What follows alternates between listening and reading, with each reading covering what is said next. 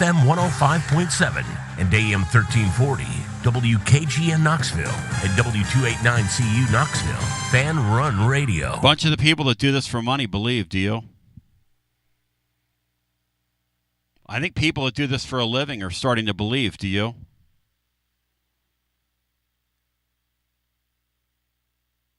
I think people that do this not for their health and not for fun are believing on the Tennessee Volunteers, do you? I think people believe this is going to be a really close game on Saturday. Do you?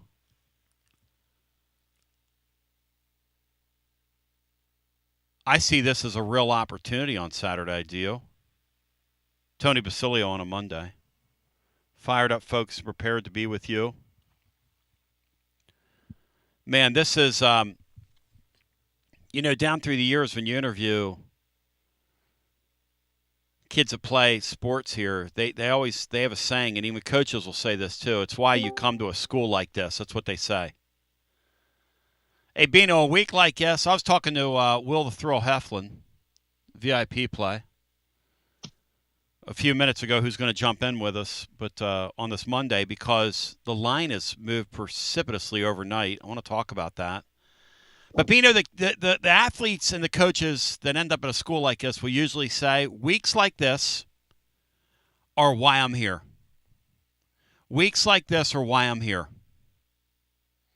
And I was talking to, and this goes to everybody. This goes to my friends at Calhoun's on the River Friday. This goes to Goldbrick Joe, who tells me that, like the Georgia weekend, you'll make Uber driver like him make triple the amount of money that you make, because it is a whole weekend party. I mean, you can feel it in the air right now, Bean Star. It literally, for the first time, is football time in Tennessee. We cannot pretend. We're done pretending. I mean, look, that's fun. The kicking scrimmage over the weekend and the first 2 weeks of the year, because we really know nothing about these two teams. I know nothing about. I mean, I know that I like Joey Aguilar, but really we know nothing. And so we've been studying for our first test of the year, and we're going to get an opportunity. And the Vols have a shot. The Vols have a real shot in this game. But, it just, they say it just means more. Man, you wake up on a week like this where we've had, and I was talking to Maury Hanks today, we've had 2 weeks of fall weather here. It's been glorious here in East Tennessee. Those of you outside the area, it's been absolutely glorious here. But, it just feels different right now, man. You can feel it in the air. Yeah, Tony, it is the reason that players come to SEC schools to play football. It is the reason that we're all still huge fans of the game or weekends like this. And, in a Captain Obvious statement of the year, we're going to find out exactly who we are on Saturday. We have no clue yet. Yep. We're going to find out on Saturday. Yep.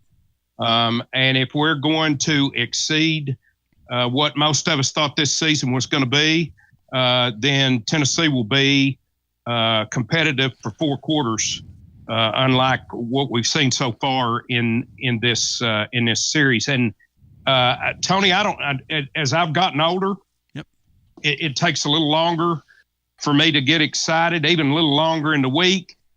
This is going to be a long week because I'm jacked right now, which makes me feel like I believe Tennessee has a real shot to do something special on Saturday. I had a dream last night that I was hanging out with some Vol legends, including Peyton Manning, with my brother-in-law, and we were down somewhere. I don't even know.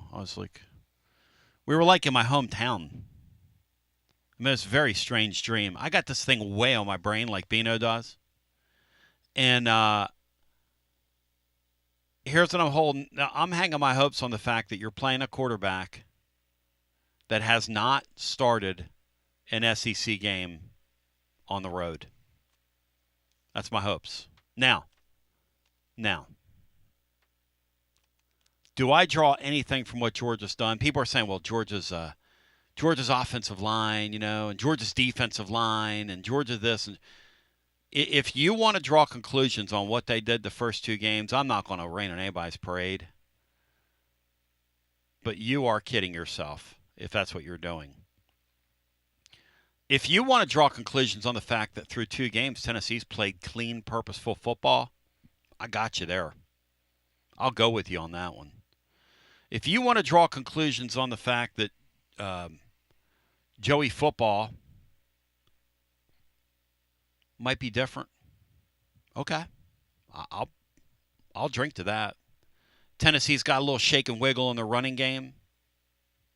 Maybe they found something in this revamped offensive line. Okay. We have a lot to talk about. Now, the line moved overnight, 3.5 points. Now, Bino, in your betting life, a 3.5-point move on a line, to quote Radar O'Reilly, is highly significant. Is it not, Bino? It is, Tony, especially if there's no injury involved. And Will can speak on this a lot more intelligently than I can. But it takes a ton of money to move a line 3.5 points if it is not an injury situation. And, usually, and I think Will can correct me if I'm wrong here too, usually that early flow is pro money trying to get out in front of this thing. We will, when we come back, hear from Willie. We'll hear from Brian. We'll hear from you at 865-200-5402 as we're fan running to the stars today, a.k.a. Chase Thomas. And then, who knows what happens with us. But in the meantime, we hear from Josh Hyper in an hour, and we continue with more as we break it down scientifically, moving right to left across your device, through your dial, through your AM and FM who thought that I left them.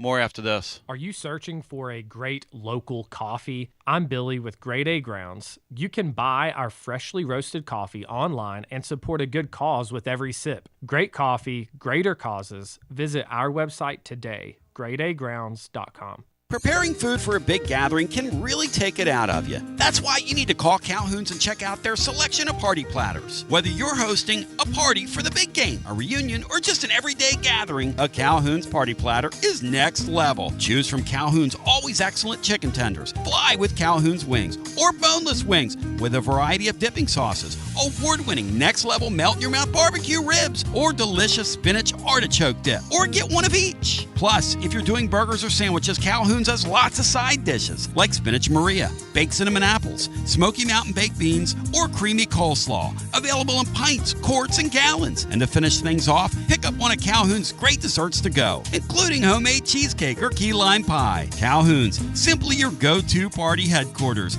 With 9 locations all over East Tennessee, you can order online and just pick it up. Calhoun's, one of the Copper Cellar family of restaurants, along with Chesapeake's, Copper Cellar, Corner 16, Cherokee Grill, and Smoky Mountain Brewery. Eat local, eat good. When it's time for your next move, you want to get your precious belongings from point A to point B with your peace of mind intact. That's why you need to call my friends at Gouffon Moving and Storage, East Tennessee's moving legend. Gouffon Moving and Storage has been helping East Tennesseans move since 1887. That's 138 years, 5 generations. That's even longer than the Dooley, Jones, and Pruitt era combined. Gouffon Moving and Storage, pro movers, serving Knoxville, surrounding areas, and interstate moves too, both residential and commercial. And we'll provide you with personalized service that other corporate movers simply cannot. We know how to move all types of items. We pay careful attention to our clients' valuables. Your satisfaction as a customer is our absolute priority. As the oldest continually owned and operated family moving business in the United States, when it's time for your next move, it's Gouffon Moving and Storage. And storage, it's secure and vaulted. Our newest offering of commercial storage logistics, we offer receiving, storage, and delivery services for all your business logistic needs. See more at Gouffon.com. That's Gouffon.com. Or check out the link at tclub.team. When it's time for your next move, East Tennessee's moving legend, Gouffon Moving and Storage. Why limit great savings to just one weekend? This year, our Labor Day special lasts all month long. It's the September Smart Comfort event from Pipe Wrench Plumbing, Heating, and Cooling. This month only, enjoy valuable home comfort upgrades at no extra cost when you install a new HVAC system or water heater to prepare your home for the colder months ahead. This September, you can get a free furnace upgrade with qualifying HVAC system installation or free sediment filter with water heater installation. Pipe Wrench is your partner for energy-efficient and cost-effective upgrades that keep your family comfortable and safe year-round. We make it easy with free on-site estimates for replacements and free second opinions on repairs. And if budgets are tight, we offer flexible payment plans including 0% financing with credit approval. No rush, no stress, just smart seasonal savings for HVAC or water heater installations until the end of September. Call Pipe Wrench at 865-264-8090 or book online at pipewrench.com to schedule your appointment today. And as always, same-day service guaranteed or the visit is free. Life never stops moving. And between the 30-minute commutes, daycare pickups, weekly soccer practice, Tuesday night yoga, X number of coffee runs, and that weekend trip to grandma's, you're racking up the miles. What you need is a tire that can keep up. A tire designed for doers. A tire that's going to last. Like the exceptionally long-lasting Michelin Defender tire. With an 80,000-mile warranty and the safety and comfort you expect, you can forget all about the miles ahead and focus on getting to your destination or conquering your to-do list. Fleet Tire, I-275 exit 1B at East Woodland Avenue in Knoxville. That's Fleet Tire, I-275 exit 1B at East Woodland Avenue in Knoxville. Fleet Tire. Inward Half is committed to the game and the memorable moments that happen in between. From the tee box to the tailgate, from the green to the big game. For the first birdie with Dad, the first big win with Mom. Friday night lights, Saturday superstitions, Sunday traditions. Fall into the comfort and unparalleled performance of Inward Half. This fall, enjoy the walk-in. Are you tired of hiding your smile because of crooked teeth? At Knoxville Smiles, we've got the perfect solution. Invisalign. No metal, no wires. Just clear, comfortable aligners that straighten your teeth without anyone noticing. Eat what you want, smile with confidence, and see results in as little as 6 months. Call us today for more information about Invisalign, 865-539-1776. Or just visit us online at knoxvillesmiles.com. Smile brighter with Knoxville Smiles. Out-of-town law firms have been swarming into East Tennessee lately. From Memphis, Chattanooga, and Birmingham, they've stormed into the area. Wouldn't you rather do business with a local firm? You know, a true neighbor. Marcos Garza and the pros at the Garza Law Firm are just that. There are neighbors and friends that support local causes year-round. The Garza Law Firm works to serve you professionally on criminal matters, injuries and accident matters, and Social Security and disability filings. The Garza Law Firm is here for you at garzalaw.com. The Garza Law Firm. Let us help. It's always magnificent. Mondays on the Basilio Show, presented by our friends at Fleet Tire. I-275 exit 1B at East Woodland Avenue in Knoxville. Fleet Tire, I-275 exit 1B at East Woodland Avenue in Knoxville. And now, back to B. Tony B back with you, 865-200-5402. All of our NFL teams won over the weekend. And our Volunteers are undefeated. And Georgia's coming to town. And we're fired up, focused, and prepared for all these truths. We bring VIP play Will Heflin in the hunt and in the mix with us, whose group is meeting the moment, and the moment they are meeting. Heflin, the line moved 3.5 points. Now, C made a really good point, which I put in the blog, which is we have such little information on Georgia and Tennessee through 2 games. That the line that was introduced last night was the same exact line that was the look-ahead line back in the spring, which tells you that Vegas looks at this, the people that do this for a living, look at this game like it's the season opener for both teams. That line has not moved. Before we get to the movement, Bino, Willie and Bry, is that correct? When the look-ahead line stays exactly the same 2 weeks into a season, that means we have no information on both teams. No discernible information or reasons to move the line. Bino, do you agree with that? Yes. Either they feel like the teams are pretty much exactly what they projected them to be, or they don't know. Or could it be there's not been much action on that particular game yet? Well, no, Brian. All of those could be true. Or, we'll have the biggest thing, especially on Georgia's side, is they haven't shown anything. And Tennessee showed a little bit in the Syracuse game. They obviously scored a ton of points this weekend. But leading up to when the line really opened after this past Saturday, it opened at 7.5. It's just a feeler anyway. So I think that's probably not the part to dig in too much to. The biggest deal is, like you guys were talking about, it immediately went to 4.5, and Bino was absolutely right. It's the pro money, often at a limited amount, that comes in first, and all the sports books and all the Vegas people, that your insiders, your bookmakers, everybody. It's kind of an industry-wide collaboration project to get to a number. And obviously the early money came in on Tennessee and the respected money. It's not as much about how much is being bet, because the limits are smallest at open, but it's who's betting it, right? And when all of the kind of respected opinions are coming in on one side, then it typically moves like that. But I think the other biggest factor that's not necessarily anything to do with the sports books is the time that Tennessee is playing Georgia. And like you said, it's Gunnar Stockton's first SEC road game, but it's also the conference opener, which is not when these two teams have met the past couple years. And I think that could help Tennessee. But obviously, if you're Georgia, you're thinking, okay, we really haven't shown anything, and kind of sleptwalk through the first 2 weeks. So Kirby has a way of getting these guys up, but at the same time, they may not be as a well-oiled machine per se as when we normally get them kind of later in the year. Will, you being inside the gambling matrix, okay? Because it looks like this line's going to bounce around, because now you got pros and Joes. Pros moved the line overnight, and it moved 3 points, which is highly significant. Bino says, and I don't know what the handle, when we're talking about in the contiguous United States of America, I don't know what the handle would be on a Tennessee-Georgia game. I would imagine it'd be quite significant, and here's why. You're probably going to have 15 or 16 million people watching that game. I mean, it's going to be a huge audience. If the early season signature game was any indication, which is Texas-Ohio State, which had 19 million, maybe 10, 11, 12 million, whatever the number is. And many of the people that watch want to put a few bucks on it. Just have a little action. Will, what's the line do from here? Does it stay there?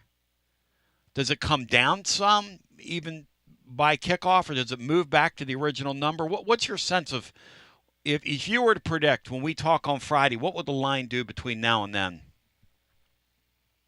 Between now and then, Tony, I don't know that it moves a whole lot. I'm assuming there was some buyback on Georgia there at the 4.5, which is probably why it didn't go even further out of the gate.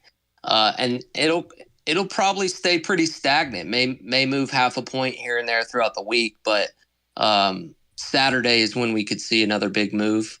I don't know what to tell you in terms of what direction. If I had to say, where do I think this will close? Either where it is now, maybe back up to 5.5. I'd be pretty surprised if it got, anywhere below 3.5, which actually you might see today. But it'll keep going down until there's buyback on Georgia. And so, certainly that would happen at 2.5 or 3. So they may put it, it may get down to that. And then bounce back up a little bit. But if I had to predict where it'll close, I think probably we're right where it's at, between 4 and 5. Bino, being a discerning someone that watches these markets, are you surprised that so much money came in on Tennessee overnight, Bino? Is that a surprise to you? Yes, Tony, that surprises me with the recent history of this series. And I think Will's right. I think especially when the public starts betting it, they're going to look at that and they're going to say, I can get Georgia for under 6 points, who's killed Tennessee 4 or 5 years in a row, beating them 8 years in a row. I want some Georgia. I'll be surprised. I'm like Will. If it goes in any direction, it's going to go back towards 6, I think, rather than go anywhere lower than 4.5. The number this week, guys, is 17. That's the key number. Gamblers talk about key numbers all the time. If you want to Google something, Google like key numbers in football. It's very interesting how these people think. But 17 is the key number this week for me. And it's going to be my theme. Do you realize, guys, in Heupel's tenure, the 4 games against Georgia, 17 is the high water mark for points, Brian? Do you find that accurate, Bri? 17's the high water mark? Unfortunately, yeah, I do. I got news for you. You're not winning this game if you score 17 points. Bino, you agree or disagree with that? I agree, Tony. No way you're winning at 17 points. Better figure out a way. If you're Tennessee, I don't care if it's punt returns, taking a kickoff back for a touchdown. I don't care. Scooping up a fumble. Better figure out a way to get more than 17 points this weekend. Because 17 ain't going to float. It's not going to work. Not going to cut it. No bueno. No bueno. And so the question becomes, how do you do it? 865-200-5402. I tell you right now, my theme all week is going to be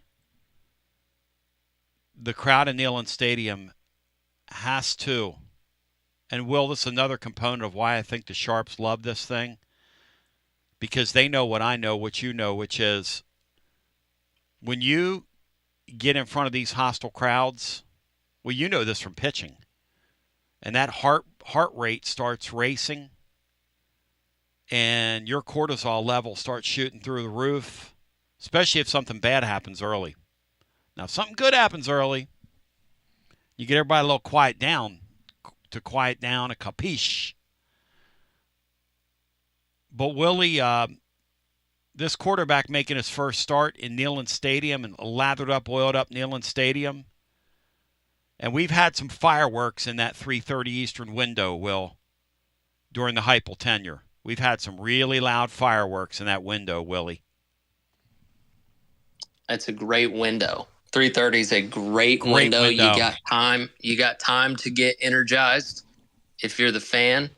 But it's not quite a night game, which sometimes the fatigue can set in. You would think the night games are the most rowdy, and that's true. But it can go across the line, if you will, from being locked into the game and rowdy and just exhausted all your energy. But here, it's an interesting point you bring it up about this being in Neyland, because I asked a longtime bookmaker a couple months ago. We were just talking about football season coming up in general, and I had always been curious, like, how much does home field really matter? Obviously, it depends on the stadium, but in the NFL, I had assumed it was about 3 points. Maybe up to 4 in certain environments, say Arrowhead, Seattle, stuff like that.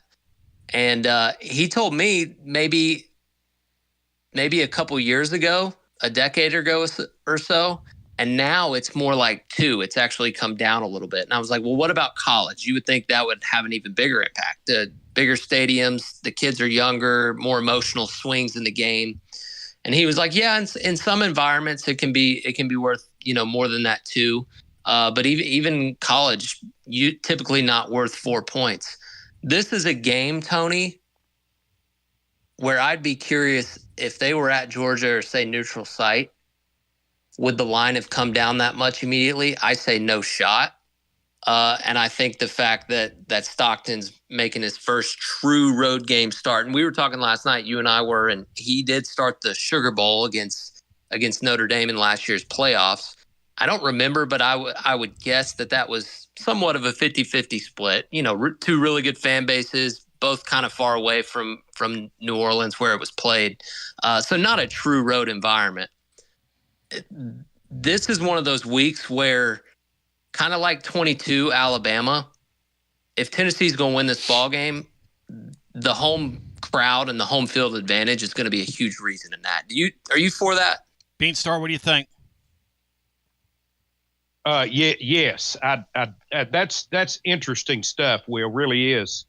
I think there are venues that are these days in this league actually worth more than 3 points. Mm-hmm. And I think Tennessee's one of those venues. Yes, I think the crowd can have a huge effect on this game on a quarterback, possibly on a quarterback that's never started in a true road game in the conference. To the phones we go. In fact, you could swallow the guy Saturday. Truth be told. He comes out, kicks the ball around, coughs the ball up. They're not sharp early. If they finally get gotten for not taking opponents before they play these real games seriously, because Georgia's done it. It's not just Tennessee. Georgia's done it too, guys. Georgia's done this thing in the league where they played one year they played a rancid Missouri team. And they just kind of fiddled around, messed around. And we were getting so much, juice from it. And then lo and behold, they take the field and they're thumping us. I think there was a MAC team they played that was maybe a 2-score game at the end of a bad MAC team, yes, too, Bri. that they just kind of farted around with. Yes, Bri. It's crazy. Crazy. Let's go to the phone. Hey, Tony, something that I find that I was thinking about this morning I find really interesting is throughout my entire fanhood, and that's a long time, this slot on our schedule has forever been the who are we slot. When I first started following Tennessee, this is the slot that Auburn always fell in. And that game always seemed to be a harbinger of who we were. Then it was Florida, years and years and years. Who are we? We find out against Florida. Now, all of a sudden, Georgia's in this slot. So it's just interesting to me that on our schedule, this is where it always falls. Amen, Bino. Because truthfully, looking back at the Syracuse game, and I'm not cheese moving like I wrote in the blog today, I'm not. That Syracuse team told you nothing. That Syracuse team lost, or rather won, a game and had to run wind sprints in front of their fans after the game. They were getting booed out of their own stadium for 90% of their football game with UConn. And Jim Mora Jr. and UConn, they took the foot off the gas late in the third quarter in a 2-score game and paid the price because they should have beaten that team. They had them beat, but they just went all conservative and, did what some of these teams do. There is so much to talk about today. We'll go to the phones. I'll tell you this. The Southeastern Conference, we knew was going to be compelling before the year. The SEC slate this weekend's really interesting because you got a Florida team fighting for their life with LSU. Obviously, you have this game. The middle of the card, the bottom of the card, the games are so good. The games are so good. It's going to be so fun in the league this year. This is going to be so much fun. Oh, and so interesting. As VIP play Willie's in the house with us. Brian Hartman, that you hear that extra charge in his voice, that's because his Jags yesterday played Travis Hunter on both sides of the line of scrimmage, which is exactly what I'd do if I were them. And he's going to be a great player in the NFL. Let's go to the phones. Shout out to my Buffalo Bill fans listening everywhere. A comeback for the ages last night on Sunday Night Football.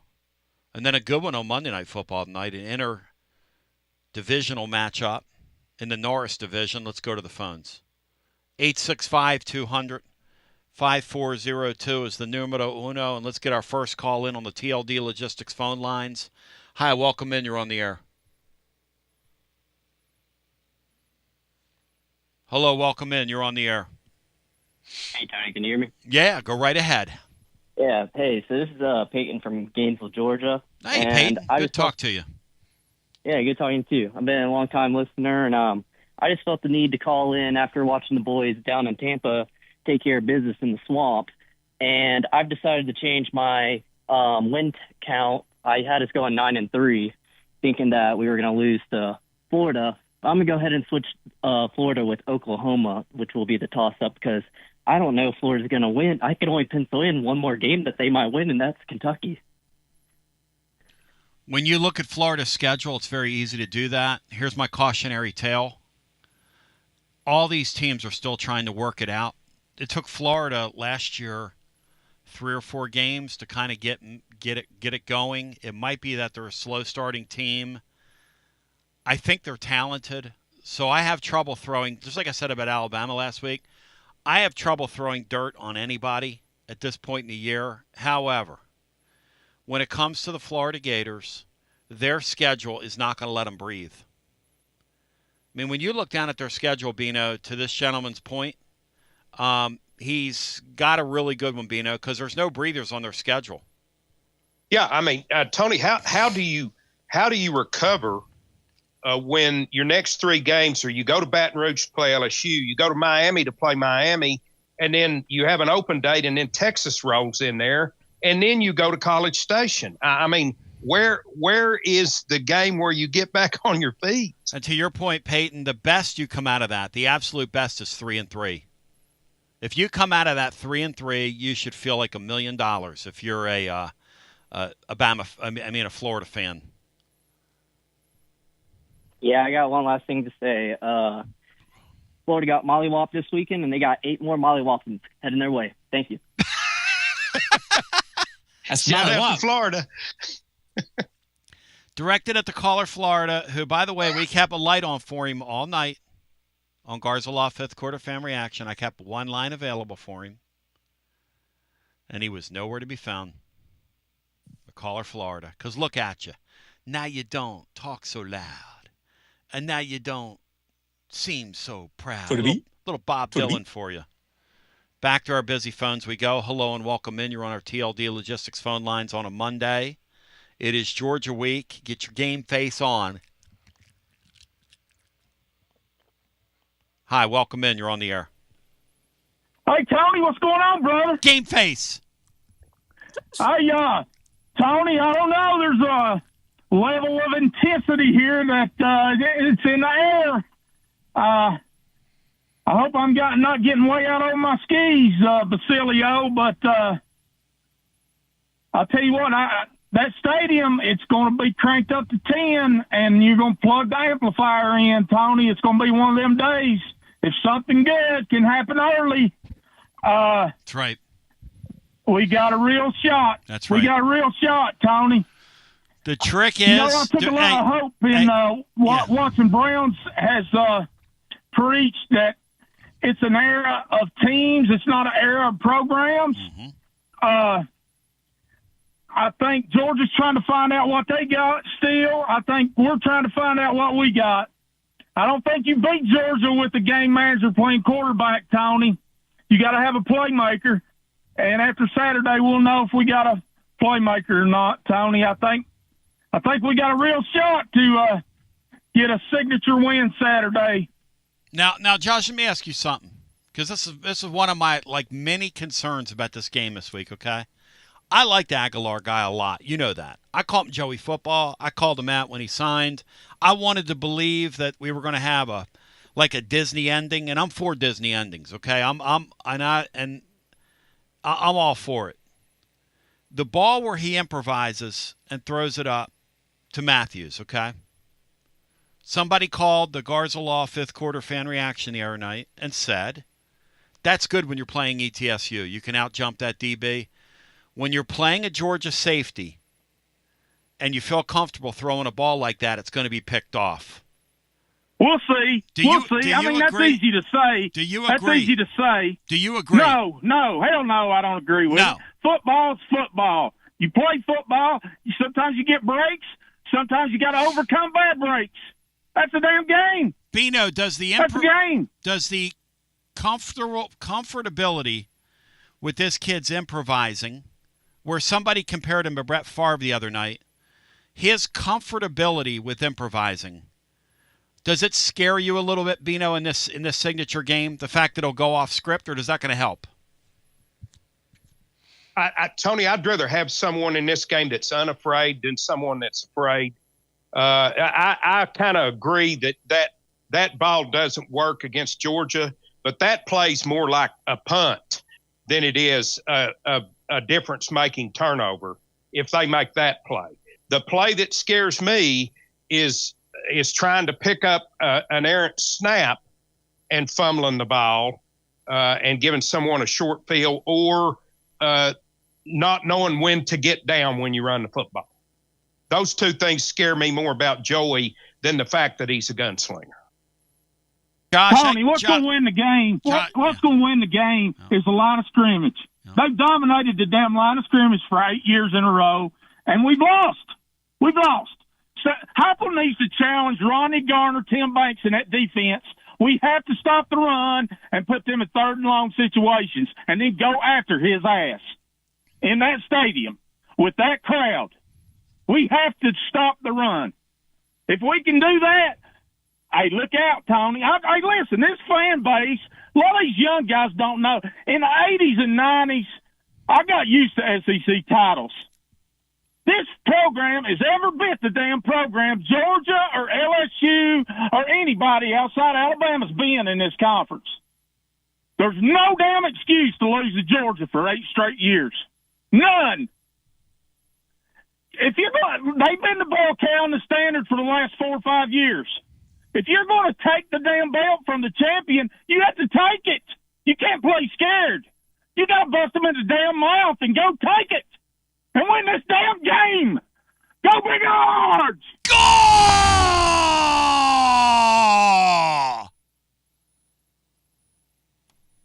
We can ready to go back to our phones at 865-200-5402. Will Heflin, did that put some lead in your pencil? Because you sound half dead this morning. Tony, I'm not. Did that put some lead in your pencil? That's what I want to know. Did he fire you up and turn you toward the light? I'm focused and prepared. I'll be fired up by midweek. How about that? Hey, Bino, it's a slow burn for me till Friday. You know, we got to pace ourselves around here. Apparently, Josh didn't get the memo, and it is the Josh Copper Card call of the day, because if I wanted to, I'd just give him the Copper Card every time he speaks into a phone. Right, Bri? He'd win the Copper Card call of the day every day, Bri, if we wanted to. I mean, Josh is tremendous. Hey, guys, you want to talk? He's the best. One thing he said, he's flipped it in there. He said we got to stop the run. Yep. And that is a big deal because Georgia's running back, Frazier, he's a ball player and he's extremely physical. And we've got to be able to run the ball. We've got to be able to use all 3 backs in a different form or fashion and get some value out of them. Because I agree with you've got to have somebody that's willing to take the shots for a game like this. And I think that's part of the reason people know that Tennessee's got a puncher's chance. It's because they're going to throw a punch. And that's really, I mean, that's all you can ask for. And like we keep saying, after that Syracuse game, we were like, you know what? This kid is going to give us a chance to win some games. Maybe we wouldn't win without him. And we may have to win a few in spite of him. And that's okay because the ceiling is high. It really is. I don't know how low the floor is, but we do know the ceiling is high. And I would much rather have that because you go into a game like this thinking we hit a few of those and we know we're going to take them this year, which is a different story. We know he's going to cut it loose when the opportunity's there. Then you can go to sleep with that knowing you give it your best shot. And going into it, you know you've got a real shot. Hey, Bino, poor flatlining Nico the other night, man. That interception he threw at the end of that game. I know it's convenient to say this. I would never, ever, if I was UCLA, trade those two quarterbacks. I know it's a convenient thing to say now, and I know it makes very little sense. And God knows what's going to happen with our season. I'm so glad that guy is gone.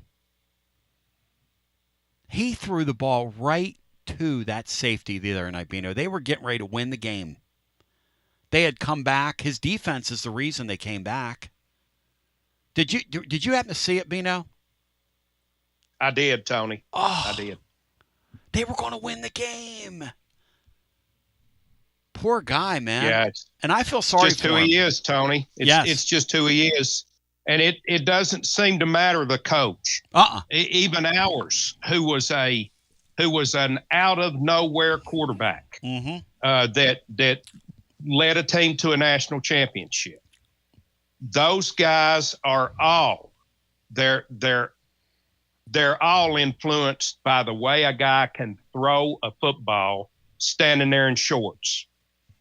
And they don't take enough into account who can manage a football game and who can read a defense. Hey, Will, you know what it reminds me of?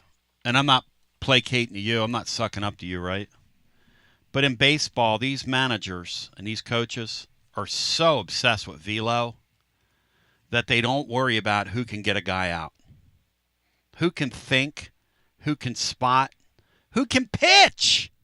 How about the concept of pitching, Heflin? Who can pitch?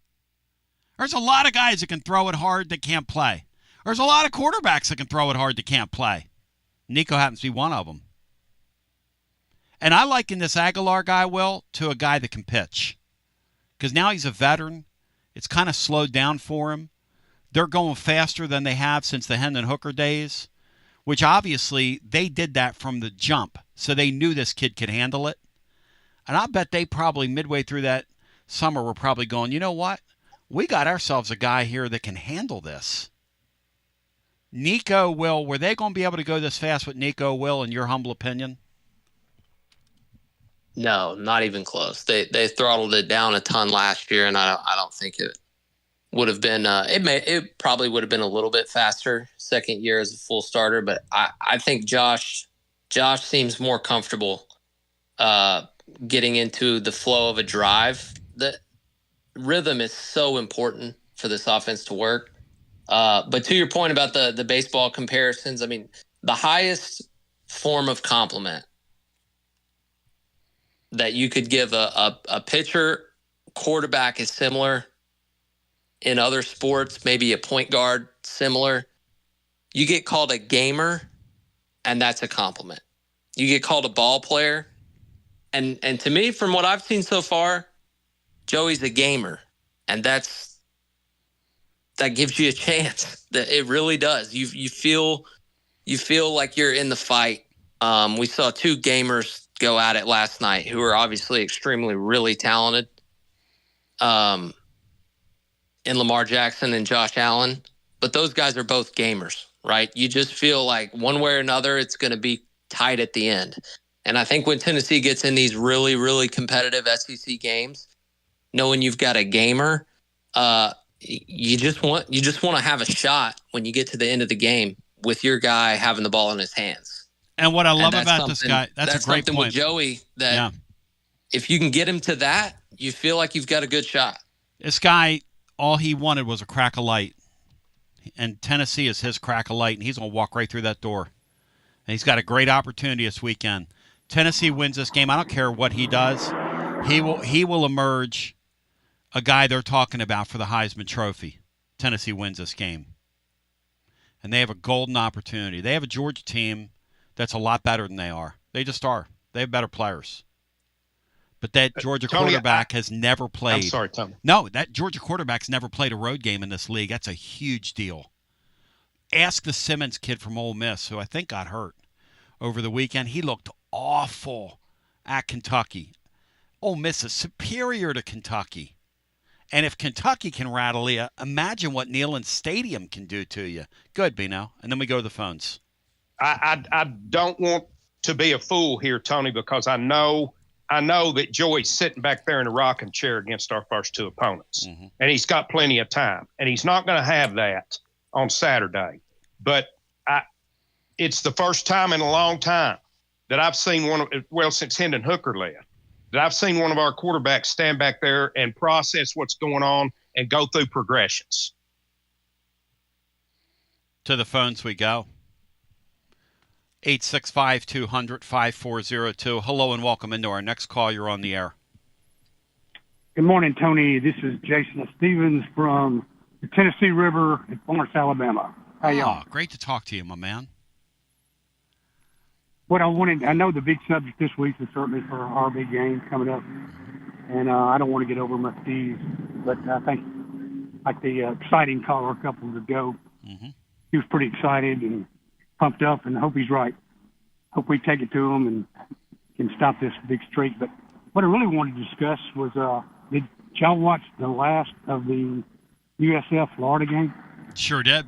Absolutely. We watch. If you go back, you can watch along with us. We watched it live on our Garza Law fifth quarter fan reaction, and it was quite amazing, my man. The thing here is we want to talk about Castaball or whatever his name is down in Florida, not being able to manage the clock. That was the worst job that Florida did in the last 2.5 minutes that I think I've ever seen in the game. We were commenting on it in real time. He is not known as a great strategist in the sport for a reason.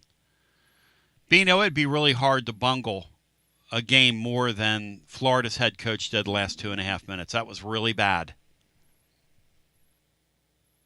Yeah, Tony, I watched the game. I watched the end of the game anyway. I got home in time to watch the end of the game.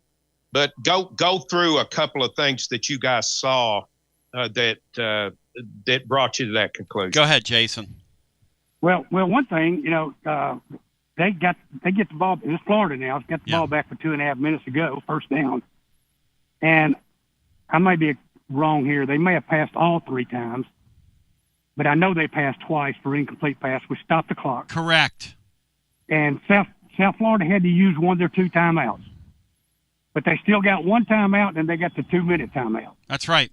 Because he passed 2 plays. Yes, absolutely. If he completes them, that's great. But you don't take that chance when you got 2-point lead, and you need them to burn up those timeouts. Anyway, it gave South Florida the ball back with 1 timeout left and the 2-minute timeout. So in essence, 2 timeouts left. And then of course they got off a couple good plays, got down there, and was able to save that last timeout for the field goal. I mean, I don't pull for Florida. I was pulling against them. I was happy to see it.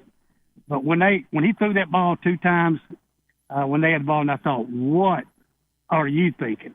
But anyway, and I know coaches make mistakes like players do, but it just tickled me because Florida was on there last week, Wednesday or Thursday on your show, and man, he just ramped and raved about how they was going to win all these next few games, every one of them. He listed them.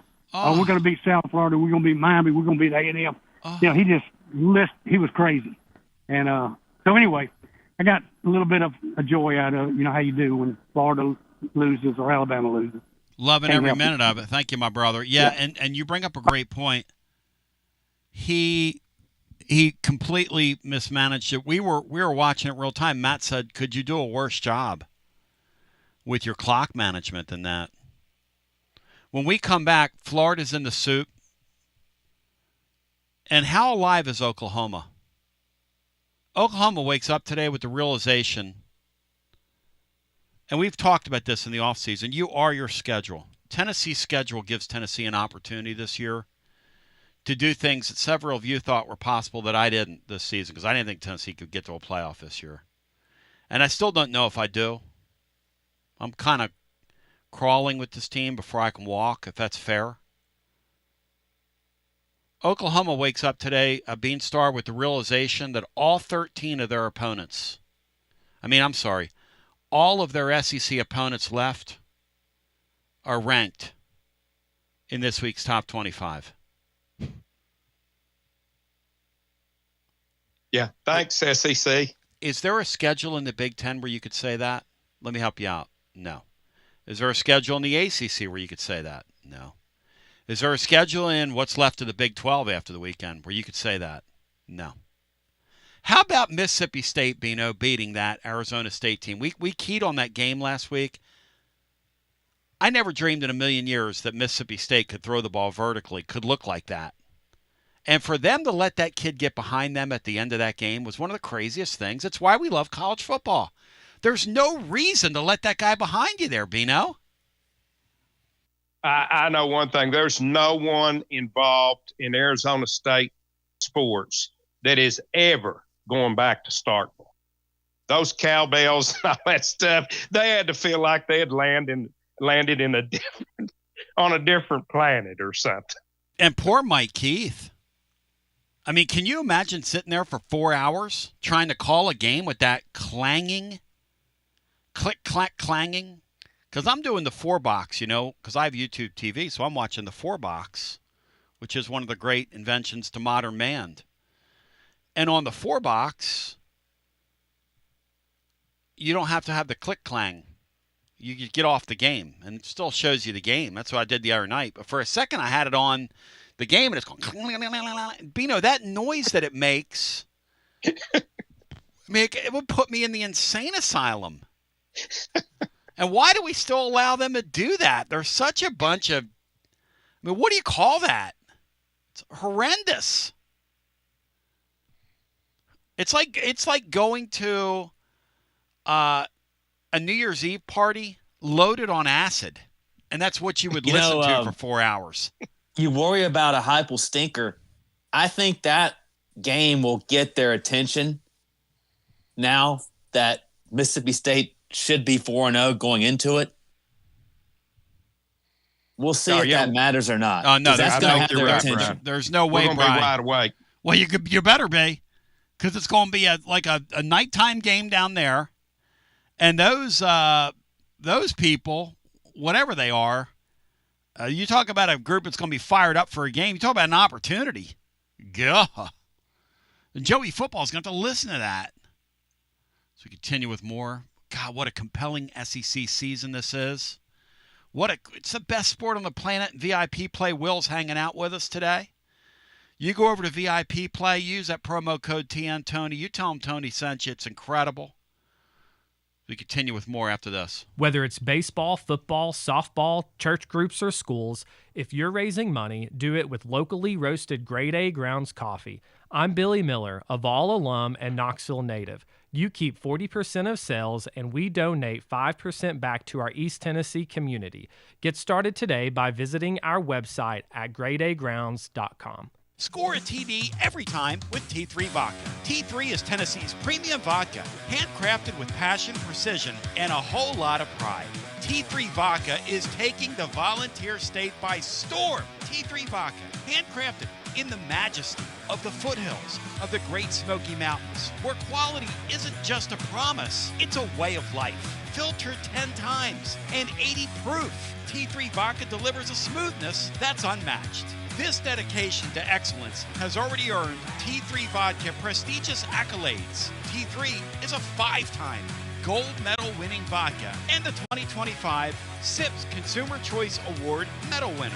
Whether you're sipping it neat or on the rocks or mixing up your favorite cocktail, T3 Vodka is your choice for a premium, award-winning experience. Score a T3 TD and ask for T3 Vodka by name at restaurants and wine and liquor stores today. Drink it neat, drink it right, drink T3 Vodka and score a touchdown every time. T3, Tennessee's premium vodka. Distributed by Athens Distributing Company. Please drink responsibly.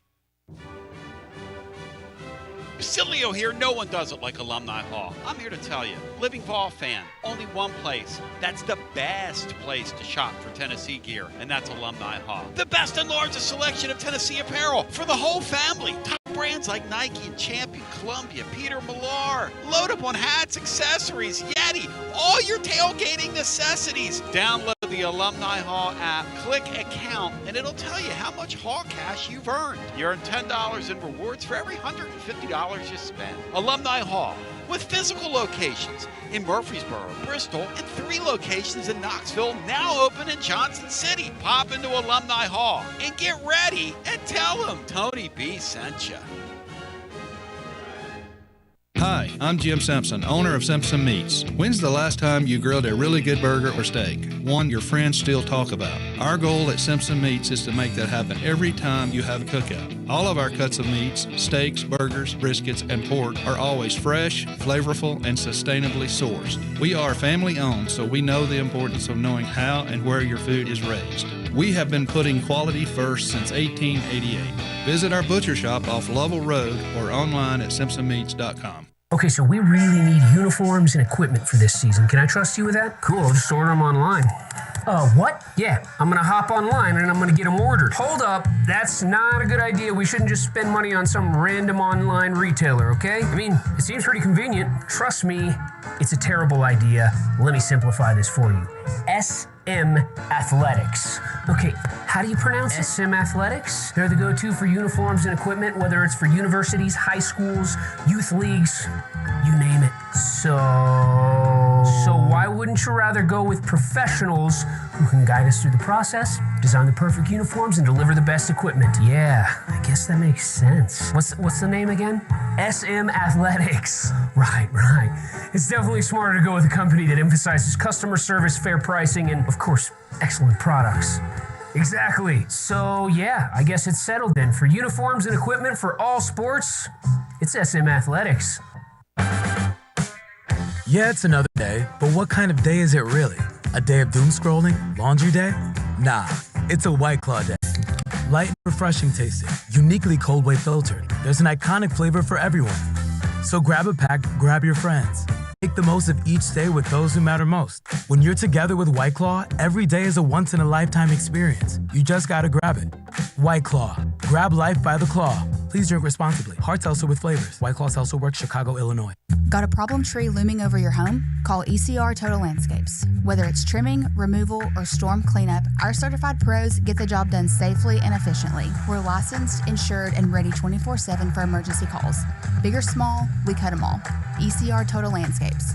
Call now for a free estimate, 865-384-2012, and mention promo code FANRUN for free stump grinding on any tree removal now through the end of the year. Also, visit us at ecrtotallandscapes.com. Basilio here for Budget Transmissions. TGMD, the great Matt Dixon, took his Ford Escape to budget, and like our gold bullet back in the day, it was a total mess. And now, Matt's back in the game. He's got a new transmission, axle, wheel bearing, both radiator hoses, engine mounts, coolant hoses. I mean, his Ford Escape was about to escape to the junkyard, but he didn't begrudge it. He took it to budget, and now he's on his way back to Omaha. Budget Transmissions, over 30 years in business, conveniently located in Bearden. All extended service contracts are honored.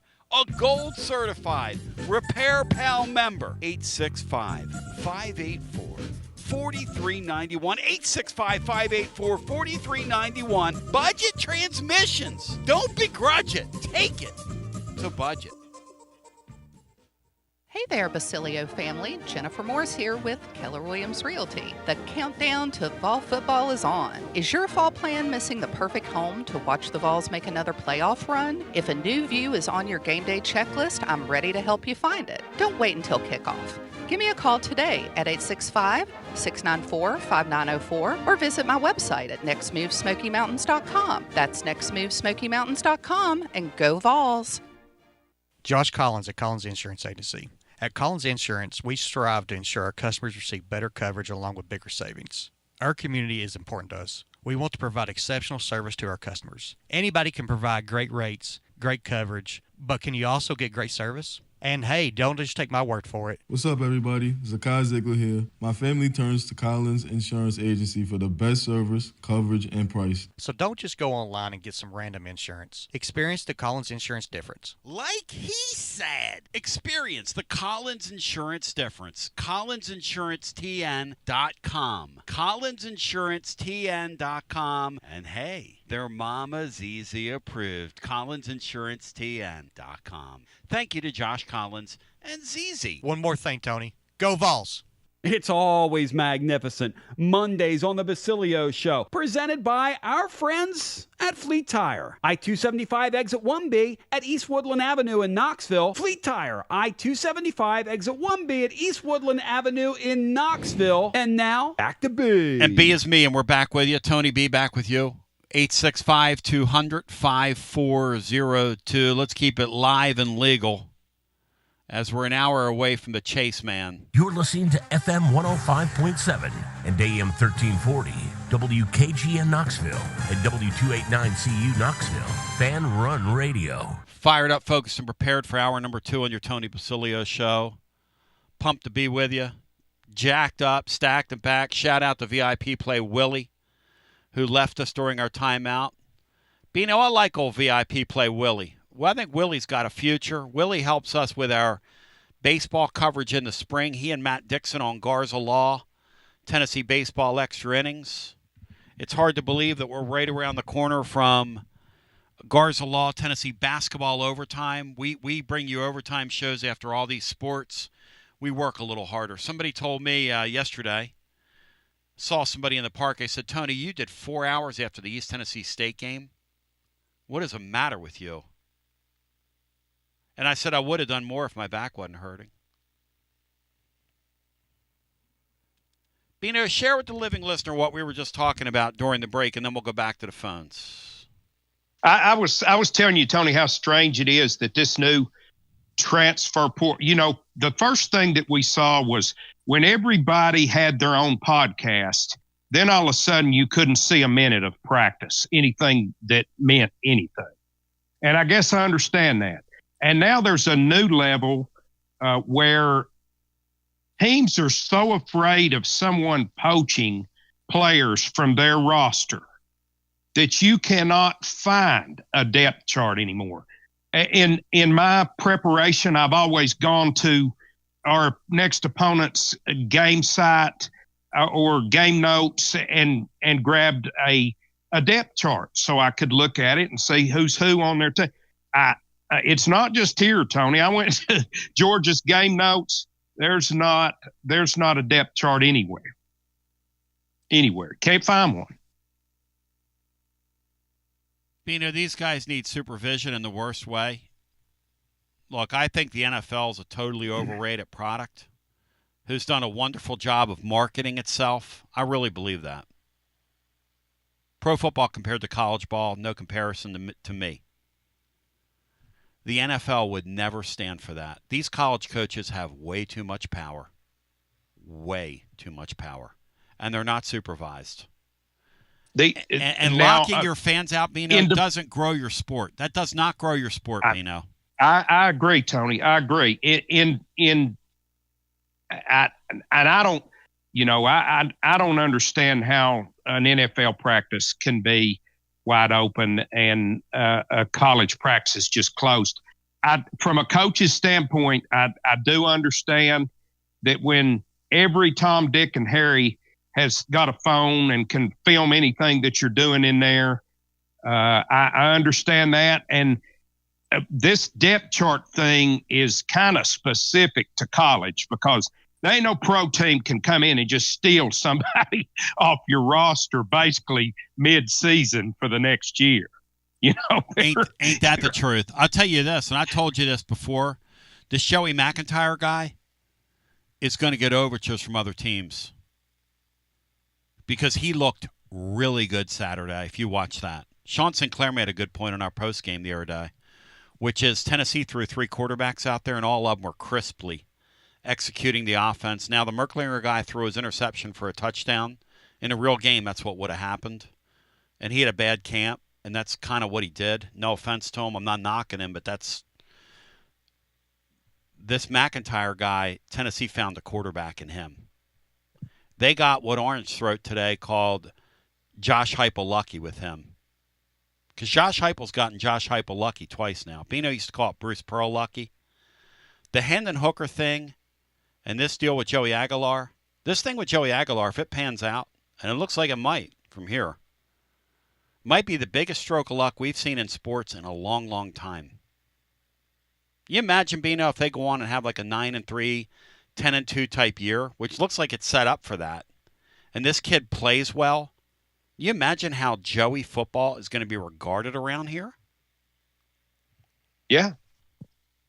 No, he's... Guy will never have to buy a drink or a dinner the rest of his life when he's here. I mean, imagine that. Yeah. And his mother. He's a guy, Tony, because of his story that's moved around, that will have a home for life after it's all over. It's crazy. His mother's over there crying with the grandmother, crying her eyes out, seeing him run through the tee. Just something that beautiful in this era. It's why you can't deal in absolutes. I hate the portal era. No, you don't. You hate some things about it, but there are good things about it. This kid getting an opportunity is a well worth celebrating piece of the portal. Let's see what happens from here. We go back to our phones. The difference in Joey is he moved by necessity. All of his moves were trying to prove that he could play to someone. He not just moving because thinks he's better than what he's been given. Josh Hyper coming up in 10 or so. Back to the phones we go. Hello and welcome in. You're on our Monday edition. You're on the air. Tony, I would advise all Vol fans to have some extra caffeine, maybe a cup of coffee or a tea, because that Josh Heupel press conference is going to be an absolute snooze fest. A lot of non-information, a lot of coach speak, and a lot of nothing, my friend. Yep, and we're going to bring it to you. We're looking greatly forward to it. We ought to get we ought to get a sponsor for him, like a No Doze. A bed. Get a bed sponsor. Or a bed sponsor. Yeah, a bed store, CJ, if you're listening. Sleep study. Yeah, or the sleep center. Yeah, that's because I'll tell you what the sleep center ought to do when you're getting people to sleep out there and studying their sleep habits. You ought to pipe some Hyper through there. And listen, Tony, I think he's an incredible coach. Yeah, I think he's an incredible coach. I am so happy we have him. Oh, yeah. But my goodness, what a waste of time listening to any type of interview with him. No offense. No, he doesn't try. He goes out of his way, which I can appreciate. He's heavily committed to the bit. He goes out of his way not to try, which I'm kind of for that. I there are bits sometimes that I commit to. Like I'm committed to the Andy bit. I'm committed to it. I'm not, Tony. Oh, I'm committed. Andy was the other day. He's the poet laureate of our state right now. It is comical how you patronize him and indulge him. I do kind of get a chuckle out of it, my friend. He is the poet laureate of the state. He's something, Tony. By the way, you mentioned baseball. I'm sure you're shocked that I'm going to bring it up just briefly. But, Tony, I've heard I'm kind of shocked. There's been no publicity, no light shine on the fact that Tennessee is selling tickets to their first exhibition game back at First Horizon Park in Nashville, Sunday, October 26th at 1 p.m. Eastern. I haven't heard a peep about it. Well, if Tony would reach out to me, I'd share that. That's the first I've heard of that. I know. I mean, I'm not faulting you. You'd be all over it. I haven't heard it anywhere. These people are clowns, he hasn't even announced it. These people are clowns. So say it again. They're playing down there in the Sounds Park. What day? Yeah, Tony. Public service announcement. Tickets went on sale to the general public on Ticketmaster at 11 a.m. and over an hour ago. The game is on Sunday, October 26th, 1 p.m. Eastern time. Well, I'm not sure. Maybe that's listed as Nashville time. But I know it's 1 p.m. First Horizon Park, Nash Vegas. They're playing Troy again. Let's go! They played Troy and Jackson last year, and they played Western Kentucky at a sold-out First Horizon Park in Nashville. No news on the second exhibition game so far. Well, there's really been no news on the first one, but anybody wants to grab tickets, they've got great seats available for like $29 on Ticketmaster, my friend. I'll tell you what's crazy, Bino. They went from, before he got here, to not drawing 300 people in their own ballpark, true, to now selling $29, $30 tickets, Beanstar, barnstorming across the state of Tennessee and filling up these venues. And they'll sell it out. Oh, it's crazy. I mean, 10,000 people. in October. I like last year when they played a game like late October, early November, Taylor, up there at the Smokies Park, and it was like 30 degrees outside. And I go, Tony, I was there. Who's going to go to that? And he goes, I don't know. A Everybody. lot of people. And there were like 9,000 people there. Tony, standing room only, sold out. Evan Russell was there being the ambassador that he has. He lit the fire, Tony. We can thank Evan Russell and a few others, but that guy, he grabbed the hearts and minds of Vol Nation. There's no doubt about it, Tony. Hey, Tony, moving on to football. First of all, I got to commend Big Josh. If he's not the best caller, he's certainly worthy of a first ballot Hall of Famer. He gets me so fired up. I love him. He's got more passion, more love for the Vols and his little pinky finger than most humans have in their whole bodies. He's just so next level. He's so freaking outstanding. I got to love that guy from Southwestern Virginia. He's an icon. He's a living legend VFL. What do you think about that, He Tony? uses it. No, he uses it. And when he's on, something happens to me. He does something to the pH in my blood. Well, he is amazing. I love his passion. I love the fact that he has been a Vol through and through for decades. He's just so next level. But I am fired up about Georgia, Tony. It's not about me, but I guess I've probably been. I don't have a memory like Brian and Matt, but I would say I think I've missed one Georgia-Tennessee game in 30 years, and that was when my grandfather was ill in the hospital. But that's another matter. But Tony, I love this rivalry. I hate that it's going to be taken from us. I know it will. This will be the last year of a home and away every year versus Georgia. I can't believe I'm saying that. That's just remarkable. This is it, Tony. We're not going to play Georgia every year like we have for decades. It's sad, but I cannot wait for Saturday at 3:30. You talk about a fever pitch. You talk about the ticket market is exploded. I've never seen anything like it, for one. It is going to be one of the hardest tickets in Neyland Stadium history. It's going to be one of the biggest games. I love the fact College Game Day is coming.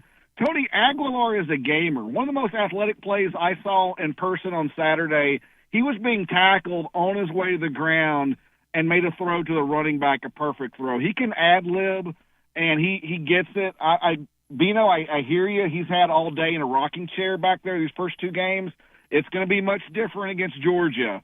But, man, the wool is starting to grow. I think we're going to upset Georgia on Saturday. Thank you, brother. Yeah, Georgia's concerned that they haven't been able to generate much of a pass rush through two games. Now, again, this is what their people are saying that cover the team.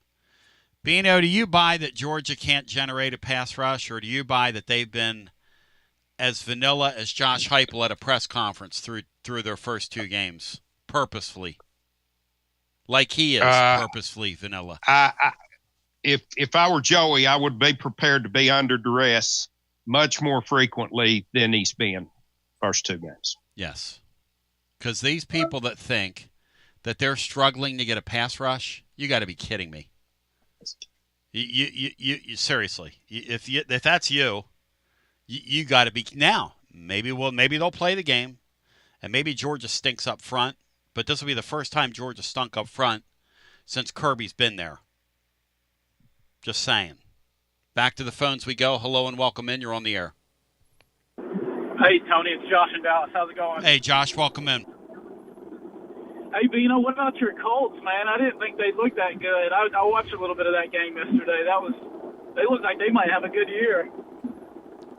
Hey, Josh, I was as stunned as you. I've been as down on – I thought Daniel Jones was just another long line of steps, and he may be. But I don't know if they've fallen on the right guy, or if after going 0-11-1 in week one the last 12 years, it was just time. I'm not sure which it is. Hey, and the NFL guys, those guys that get to their second team, a lot of times it slows down for them. It happened last year with the Vikings with Darnold out of that same market. And who knows, Bino, because Daniel Jones looked like a much better prospect at Duke than when he got in the spin cycle in New York. And by the way, the Giants have turned into a horrible organization now. Just awful. Awful organization. Well, Tony, I was going to tell you, you got me on the YouTube TV bit. And I started using that. And because I'm actually a Titans fan, and I haven't got to see them. Living out in Dallas, I haven't seen them in years. And I bought an NFL ticket this year. And man, you talk about a loser. I've seen him in several years, but my God, they're going to waste Cam Ward's career. I have never seen an NFL team. I don't understand why they didn't let him throw the ball yesterday against a Bronco team that was they had bottled up all day long. Why are you not letting him throw the ball downfield a little bit? I mean, damn, man. Live a little.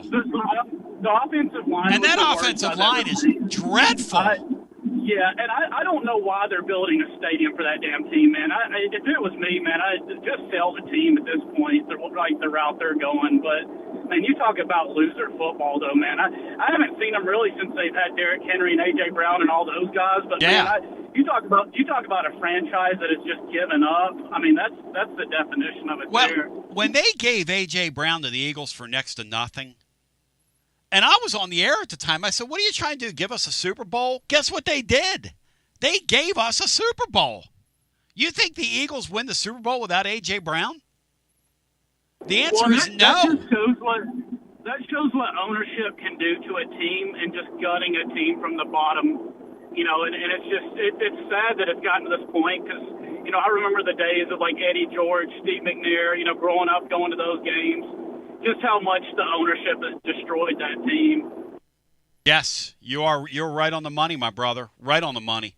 But I'll get off the NFL there for a minute. I wanted to ask you, because I know it is exciting the first couple of weeks, with the Vols these first few weeks. But I think one thing that's a little concerning to me is that we gave up 17 points to ETSU, and we've actually given up a decent amount of points in the first two games.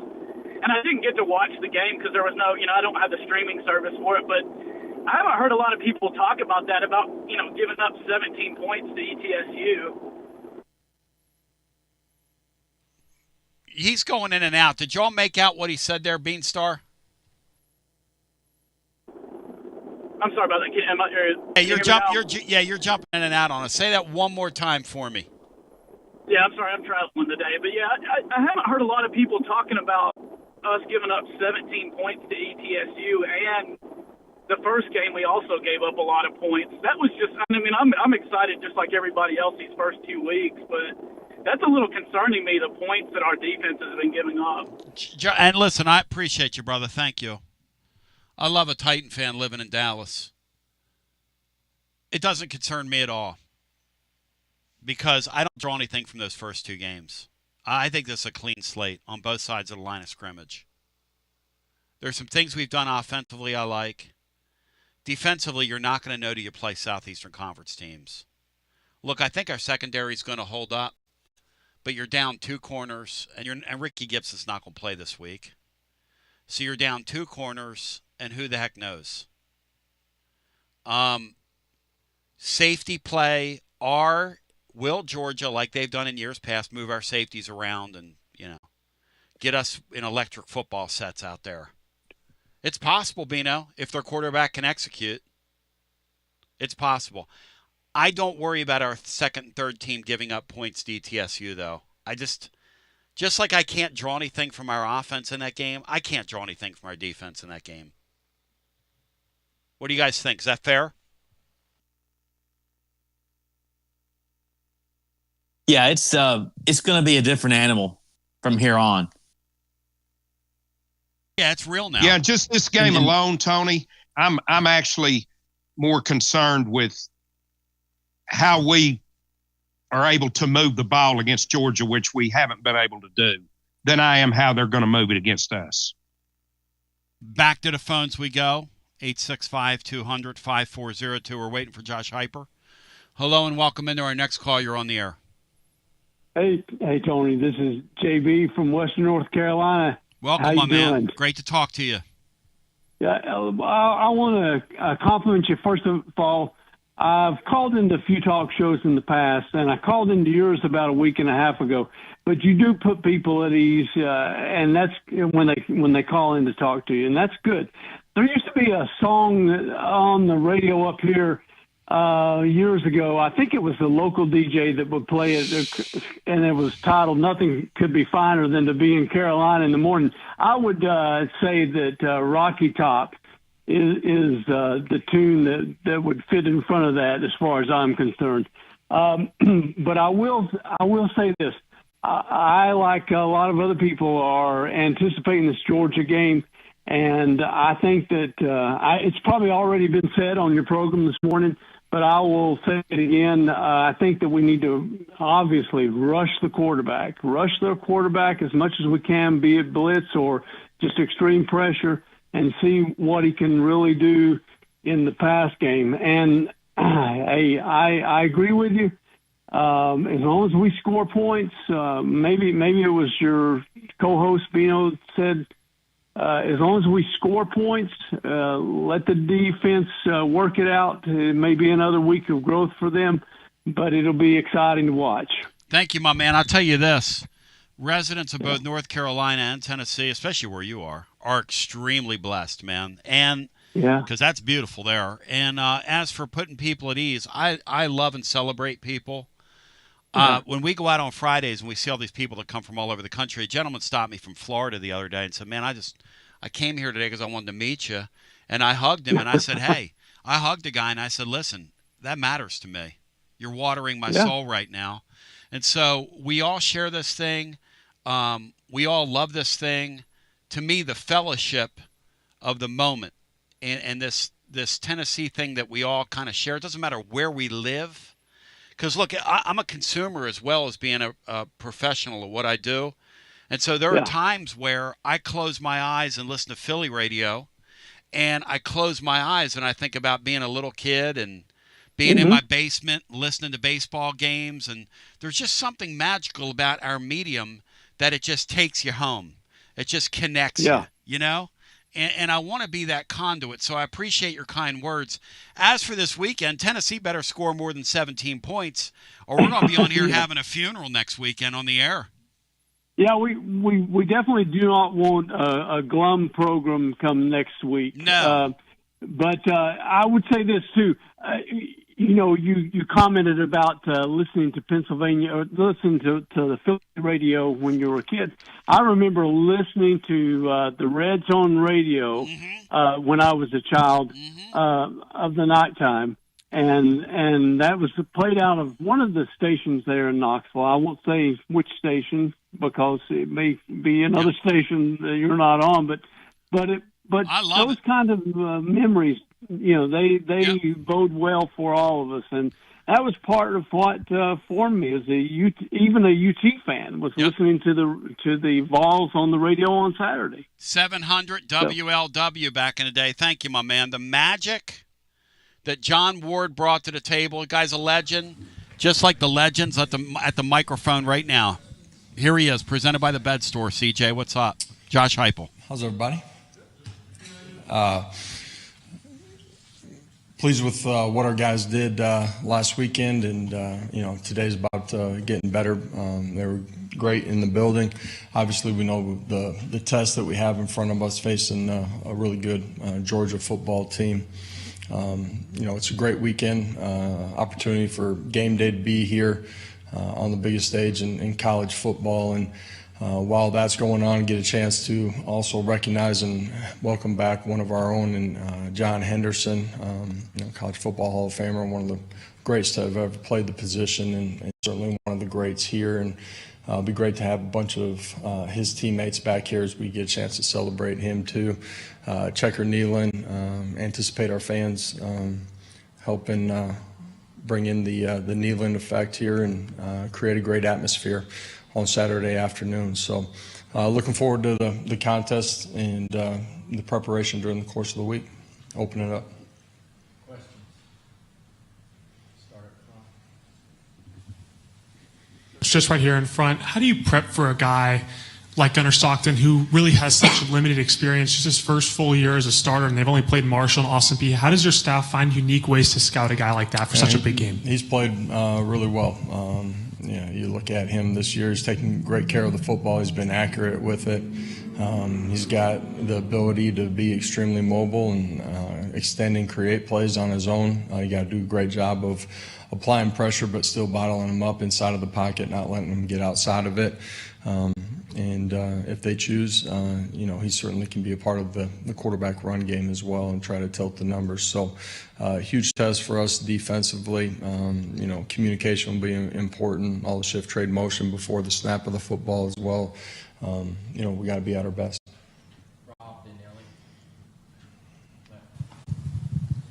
Coach, at receiver, you got some young guys that are obviously very talented. Georgia has history or reputation for being really physical on the perimeter. Mm-hmm. What kind of a point of emphasis is that for your guys this week, and where do you think they are? Yeah, absolutely. In this football game, there's one-on-ones that guys are going to have to win all over the football field. And you're talking about the wide receivers. That's going to happen at the line of scrimmage as well. And, you got to play with fundamentals and technique. And get off of it. That's press man and all the coverage variation that they have. You also have to be able to recognize those things as well. And protecting the quarterback, winning the line of scrimmage, going to be important, and vice versa for us defensively. We got to do a great job against the run. You got to get them in third and longs, and then you got to be able to get off the field. Coach, what's one thing that excites you about this week just after watching some film? I'm excited to go compete. This is a conference opener, great opponent, and it's going to be a great atmosphere. So for us, the preparation is going to be important, focusing in on what matters, which is your preparation and the details of it. The subtleties of this game, you got to go win one-on-ones, but you got to play assignment sound. You're playing a really good opponent. You can't give them anything. And then through your preparation, when a play presents itself, you got to be able to go make it. Adam and Paige. Josh, Georgia's certainly under Kirby has been really good on the line of scrimmage, not just in this game, but every game.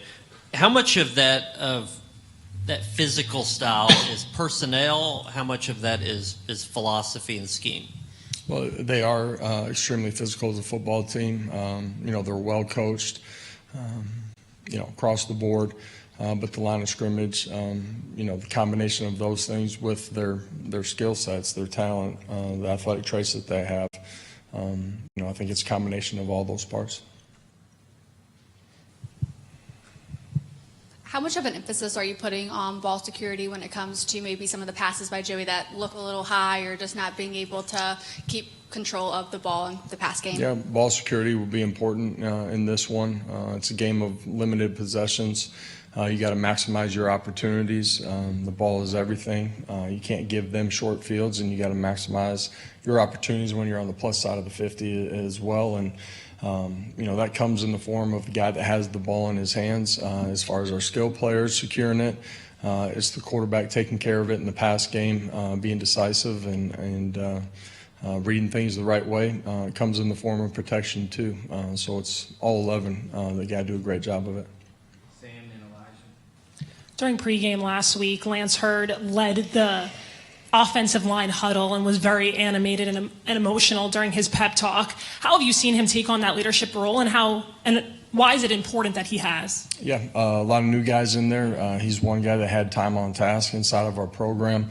That was a challenge that I and Coach Ellerby and our staff presented to him during the course of the offseason.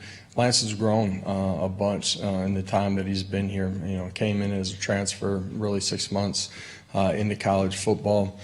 Dealt with adversity last year, some injuries, played through a lot of it, and has had a great offseason, but really grew as a leader for our program, and excited about the steps that he's taken in that way. Coach, you just talked about getting 11 guys. I mean, is coming in this week, are we getting some guys off of injury, like Jamal McCoy or anybody else? Are we getting closer to getting some guys off of injury? Yeah, I'm going to refer you guys to the injury availability report. I'm not sure what day it comes out, but it'll be out on Wednesday. You've been waiting all season to get to answer that question. Yeah, no doubt. Safety play, defending the middle of the field. How do you feel like that group has played? How well do you feel like you've defended the middle of the field through 2 games? And how important will that be this week? you're going to have to defend the entire field in this one. But middle of the field's important. I feel like we've done a good job. There's a couple things that we've given up, a couple of weeks ago on some third downs in particular, that we can play better in some of our zone principles, pattern reading, those types of things. But all in all, it's been sound. Georgia's obviously had a lot of turnover in their skill position players, including a wide receiver, Zachariah Branch. What do you see from Georgia's skill players, including Branch specifically? Yeah, still really talented, got speed, playmakers. Branch is a guy that's played at a high level, has experience, played really well here the first couple of games, dynamic in the return game as well. He poses a big test for us.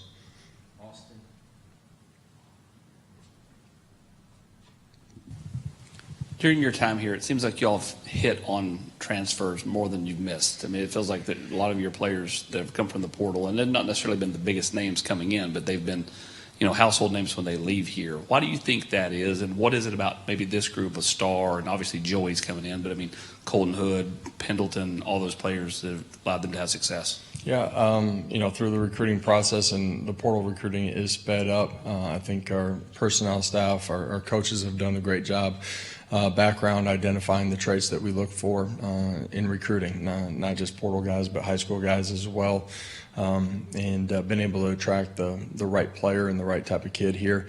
I also think our leadership here is a big part of that too, and helping onboard those guys and get them going in the right direction right away. Coach, after a big win, how do you make sure that your team stays grounded and focused going into a game against a team like Georgia? Yeah, previous Saturday has nothing to do with what's going to happen, transpire the following Saturday. Nothing good or bad follows with you.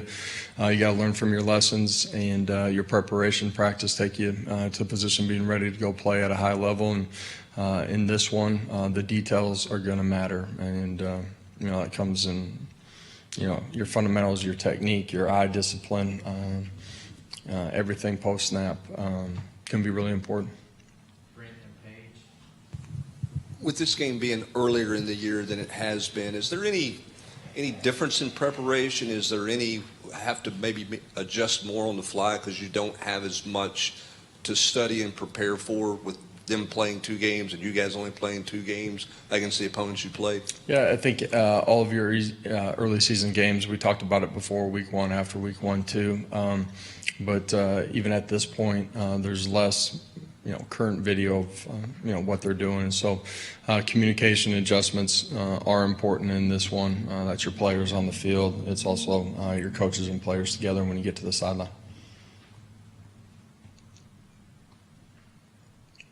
I believe it was the final drive against ETSU. Joey Aguilar was in the huddle with the team as you guys are getting ready for your last offensive drive.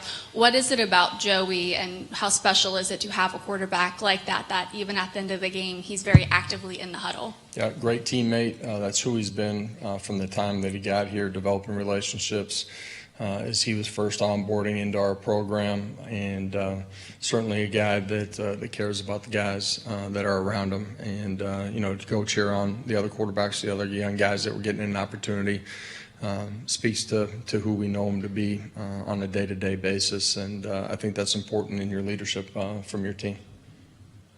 All right. Thank you, Coach. Appreciate it. Josh Heupel. Ladies and gentlemen, meeting the depressed over at the University of Tennessee. We come back on the other side. We talk about what he had to say. If you were wanting some injury stuff, your SOL. We continue with more on the other side after this. Guests appear on the TLD Logistics Hotline. Online at tldlogistics.com. College football fans, Chris Fowler here with the play call. This season, go for Dose with ice-cold, refreshing Dos Equis. It's more than a single play. It's a mindset. Think of it as a 2-point conversion for real life. Taking the risk, making the bold move. Whenever we get the chance to go big, we take it. On the field and off, always go for Dose with Dos Equis. Enjoy Dos Equis responsibly. Copyright 2024 Dos Equis Lager Especial Beer. Imported by Cervezas Mexicanas, White Plains, New York. Whether it's baseball, football, softball, church groups, or schools, if you're raising money, do it with locally roasted grade A grounds coffee. I'm Billy Miller, a Vol alum and Knoxville native. You keep 40% of sales, and we donate 5% back to our East Tennessee community. Get started today by visiting our website at greatagrounds.com. Fall officially begins this month, so now is the perfect time to make sure your home's HVAC system is ready for the season ahead. Don't ignore the warning signs that your heating or cooling system is struggling or nearing the end of its lifespan. And if you need fast, reliable HVAC repairs, seasonal preventative maintenance, or want to invest in a new high-efficiency system, then call the trusted HVAC experts at Pipe Wrench Plumbing, Heating, and Cooling. Whatever HVAC problems you encounter, our certified technicians will make a full assessment and then provide the best long-term solution to keep your home comfortable again all year long. We make it easy with free on-site estimates for replacements and free second opinions on repairs. And if budgets are tight, we offer flexible payment plans including 0% financing with credit approval. Be sure to ask about our 10-plus year warranties that are 2 times longer than industry standards so you don't spend a cent on unexpected costs in the future. So call Pipe Wrench at 865-264-8090 or book online at pipewrench.com to schedule your appointment today. And as always, same-day service guaranteed or the visit is free.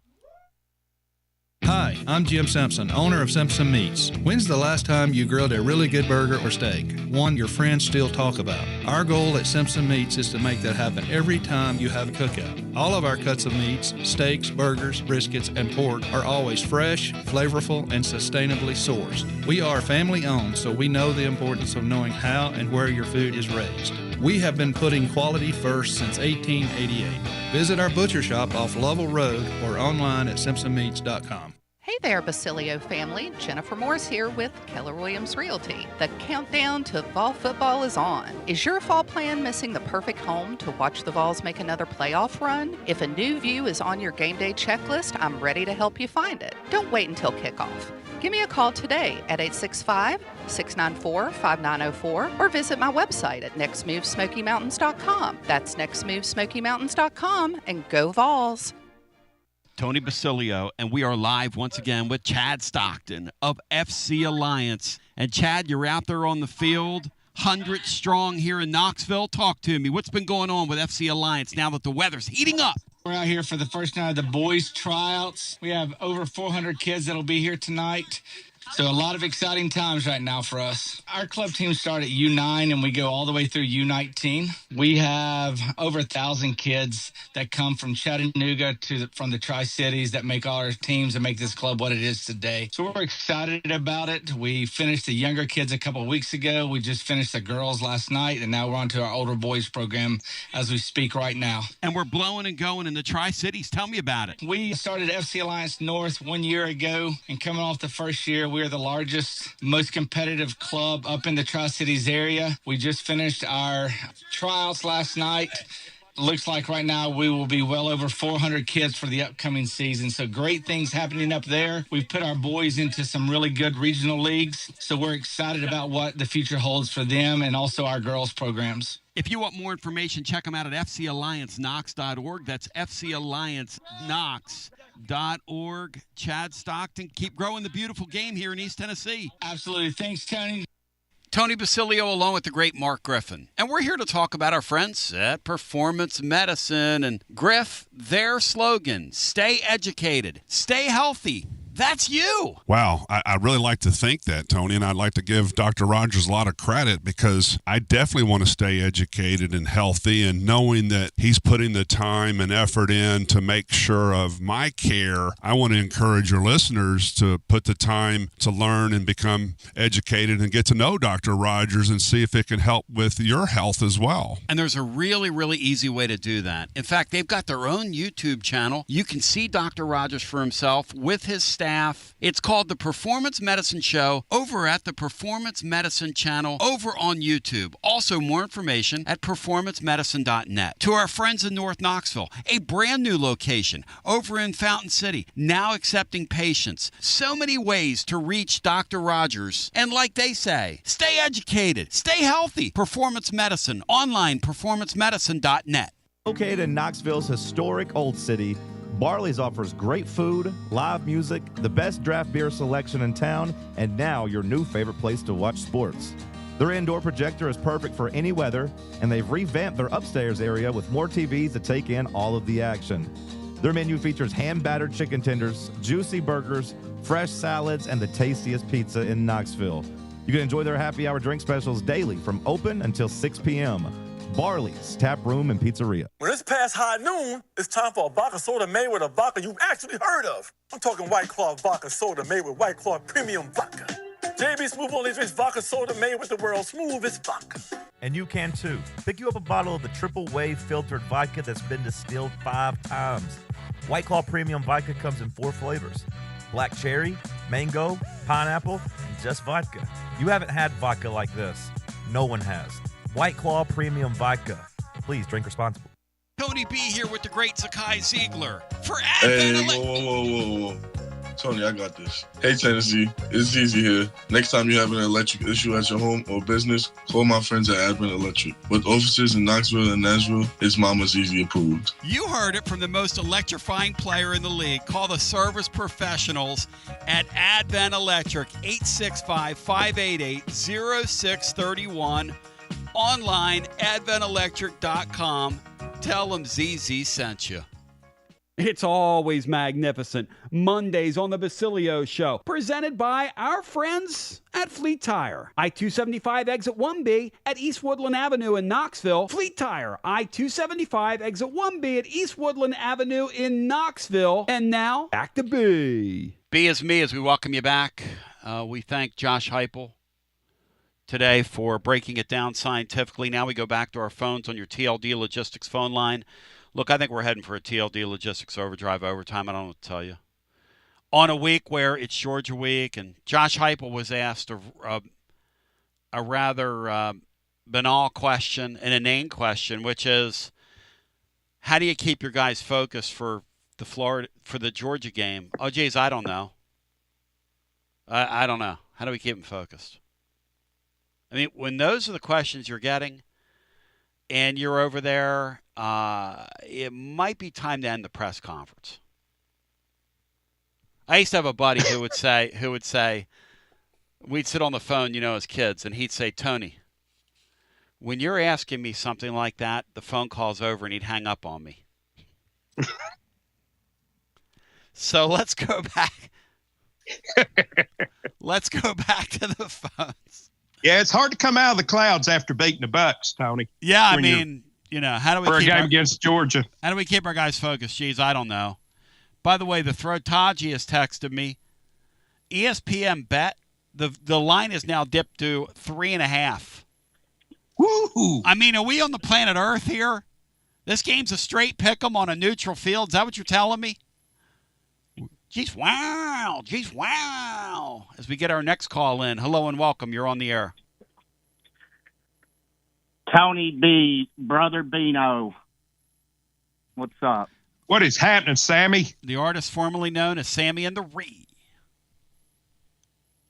Bino, who would you rather have? Your boy Big Josh in the locker room firing them boys up, or Tony B talking about, I'm ready? Well, Big Josh is a absolute classic locker room speech guy. He gets me ready to play. You don't like how Connexio Kristen turns me into like silly putty, and I go, I'm ready. That doesn't do that. Doesn't do anything for you, Sammy. I'm ready. Tony, I've got to give you crap about that. I guess if you're asking me that, Sammy, I guess my question for myself would be, would I be rather ready to run through a wall or ready to choke someone until their eyes bulge out?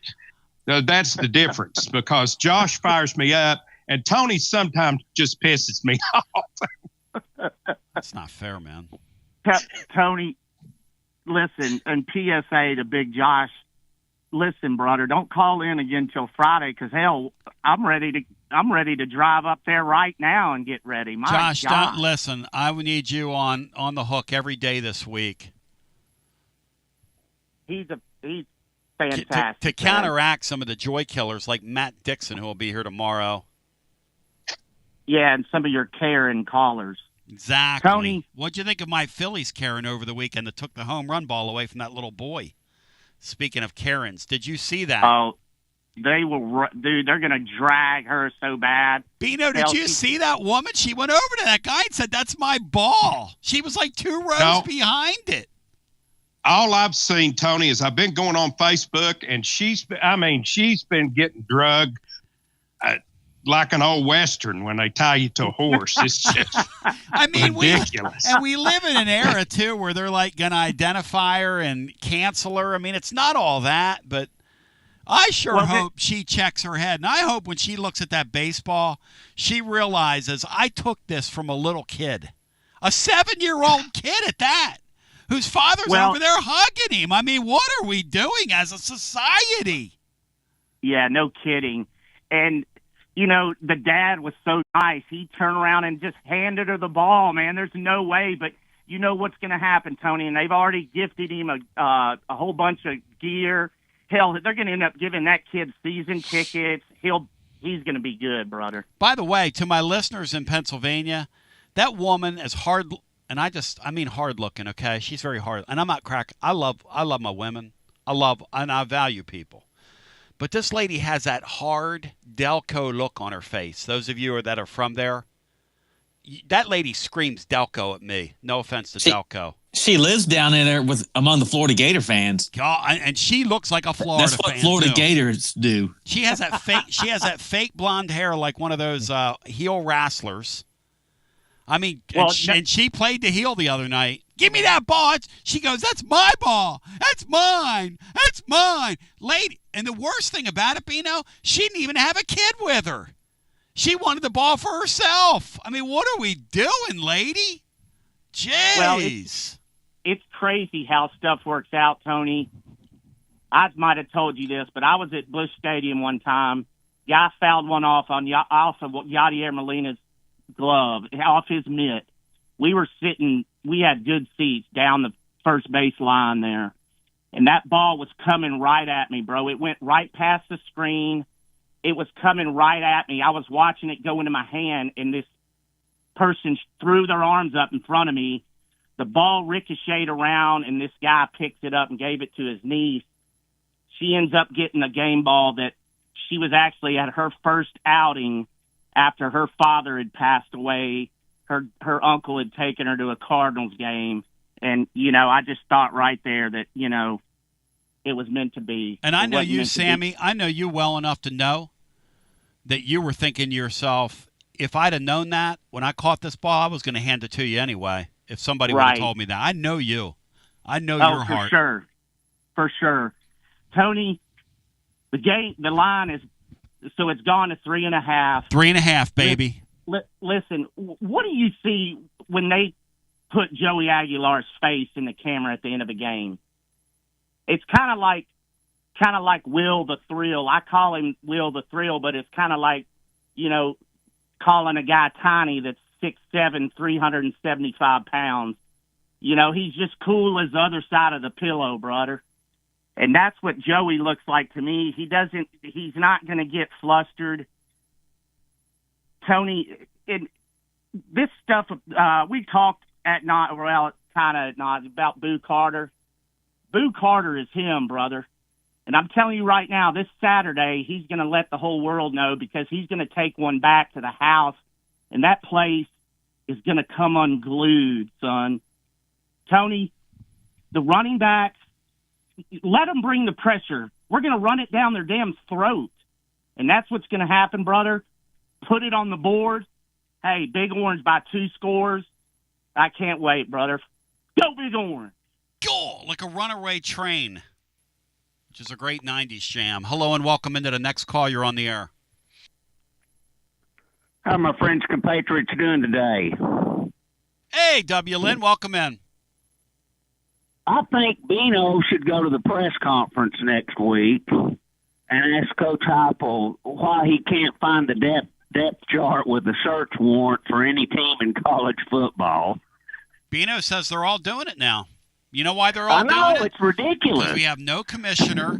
These athletic directors are afraid of these football coaches, and nobody will stand up to them. That's a group of people that has way too much power. And it takes my breath away. Yeah, it does. Because we're sitting there watching the game, and I can't tell anybody who's a starter and who's not and what's going on, and but that's okay. We're winning. I'm not going to let that get me down. But no. In my dreams that I've been dreaming for a playoff all my life, and now I'm going to do the mock 16-team playoff by the coaches poll. We would be the 15th seed playing at Penn State, and we would play the winner of Texas, South Carolina in the Sugar Bowl if the playoff started today. Bino, are you for that or against that? Us at Penn State. I would love us against Penn State, Tony. I know you wouldn't, but I would. I would hate that with every fiber of my being, because I would never hear the end of it if we lost. And they would never hear the end of it if we won. Yeah, I know it. But because I am a world-class trash talker and obnoxious by nature. Oklahoma gets bumped out of the 16th spot by the Group of 5 representative, South Florida. Which is a total joke, by the way. Hey, by the way, that Oklahoma quarterback, he better learn to get on the ground or he ain't going to live to tell about it this year. Because that's right. He needs to quit playing hero ball and get his ass on the ground. He's stiff-arming people, Bino, the other day with Michigan and running people over. You do that in this league, son, and you will leave the field on a cart before the year's over. That's what's going to happen to you.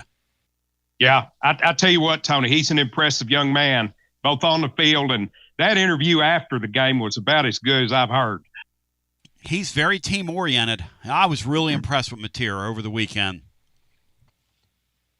I think Coach Vitello and Coach Elander should go over there with Joey Football and teach him how to slide this week. Because he's got to slide. They ought to teach their own team how to slide, W. Lynn, based on what I saw last spring.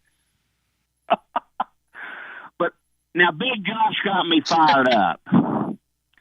This is some W. Lynn math here. Coach Majors, Coach Nealon, Coach Caffagall always said the kicking game's 1/3 of the game.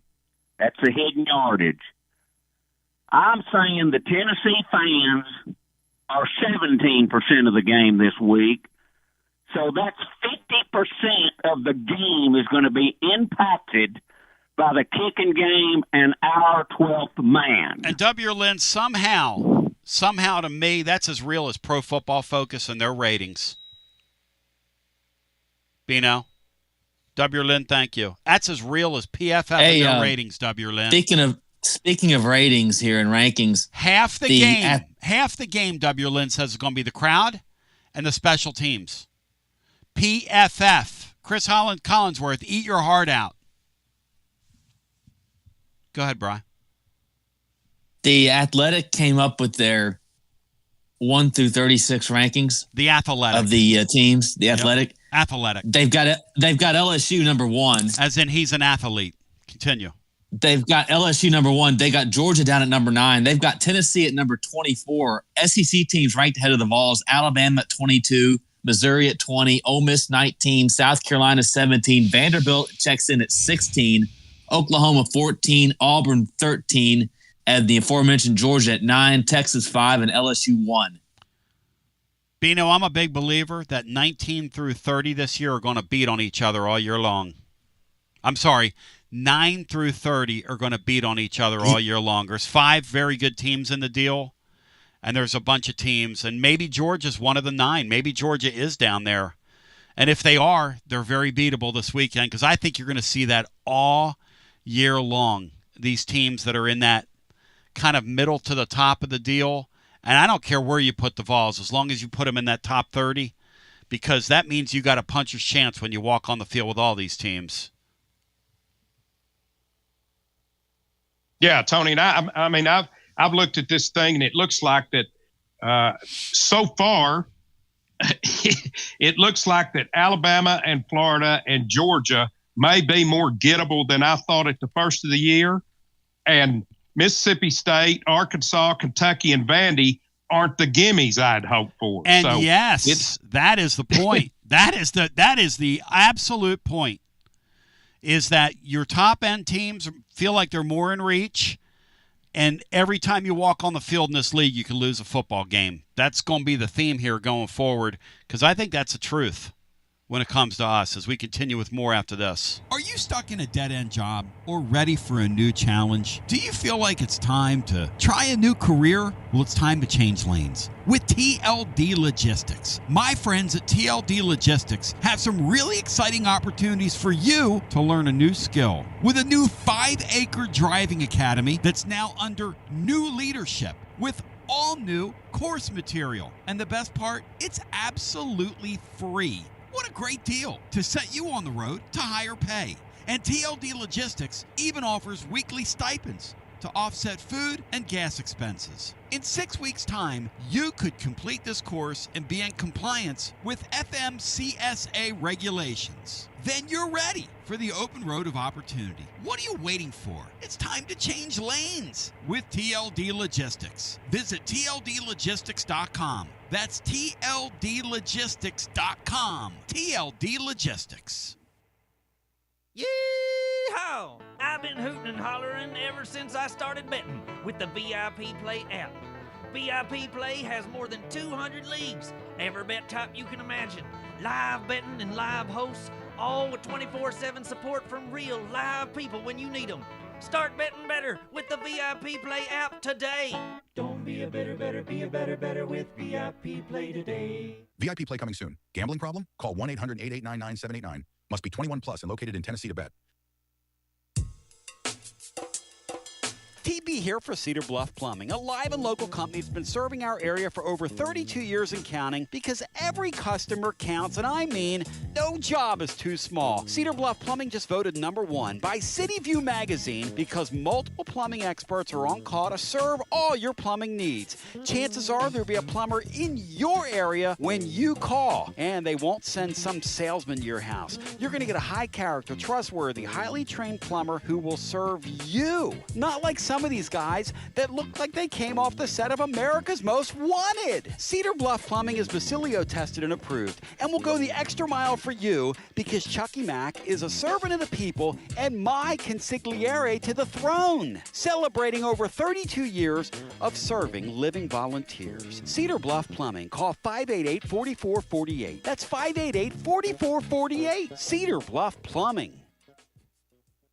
College football fans, Chris Fowler here with the play call. This season, go for Dose with ice-cold, refreshing Dos Equis. It's more than a single play. It's a mindset. Think of it as a 2-point conversion for real life. Taking the risk, making the bold move. Whenever we get the chance to go big, we take it. On the field and off, always go for Dose with Dos Equis. Enjoy Dos Equis responsibly. Copyright 2024 Dos Equis Lager Especial Beer. Imported by Cervezas Mexicanas, White Plains, New York. Basilio here, and my friends at Carnes Motor Company started with a dream over a quarter century ago. I met Rob and Brian back when I still had hair, and they were working at a huge dealership in West Knoxville. But they told me back then they wanted to sell cars on their terms, and I wanted to do radio on my terms. Their terms, just like my terms, are ultimately your terms. In both cases, you're the winner.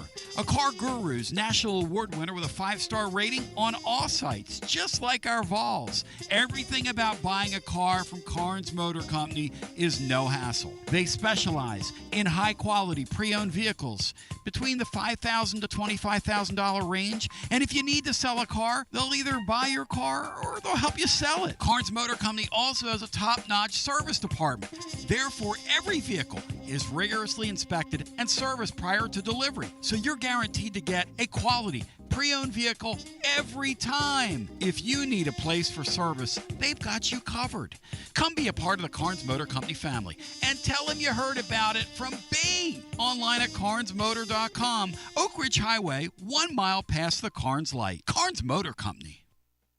Preparing food for a big gathering can really take it out of you. That's why you need to call Calhoun's and check out their selection of party platters. Whether you're hosting a party for the big game, a reunion, or just an everyday gathering, a Calhoun's party platter is next level. Choose from Calhoun's always excellent chicken tenders, fly with Calhoun's wings, or boneless wings with a variety of dipping sauces, award-winning next-level melt-in-your-mouth barbecue ribs, or delicious spinach artichoke dip, or get one of each. Plus, if you're doing burgers or sandwiches, Calhoun's has lots of side dishes like spinach Maria, baked cinnamon apples, Smoky Mountain baked beans, or creamy coleslaw. Available in pints, quarts, and gallons. And to finish things off, pick up one of Calhoun's great desserts to go, including homemade cheesecake or key lime pie. Calhoun's, simply your go-to party headquarters. With 9 locations all over East Tennessee, you can order online and just pick it up. Calhoun's, one of the Copper Cellar family of restaurants, along with Chesapeake's, Copper Cellar, Corner 16, Cherokee Grill, and Smoky Mountain Brewery. Eat local,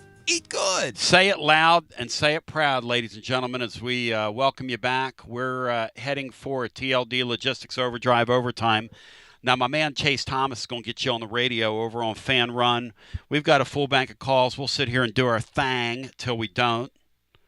But I'm sure he's got some great stuff lined up for you as we do the rest of the day here. In the meantime, much love to you on the Ave, G to the B to the O. And I'm going to sit here and kick it with my man Bino. But enjoy the rest of this beautiful Monday God's given us. Peace. You're listening to FM 105.7 and AM 1340, WKGN Knoxville, and W289CU Knoxville, Fan Run Radio. Let's get.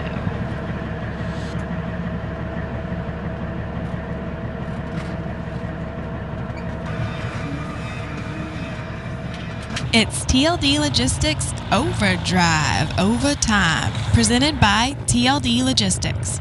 Online at tldlogistics.com.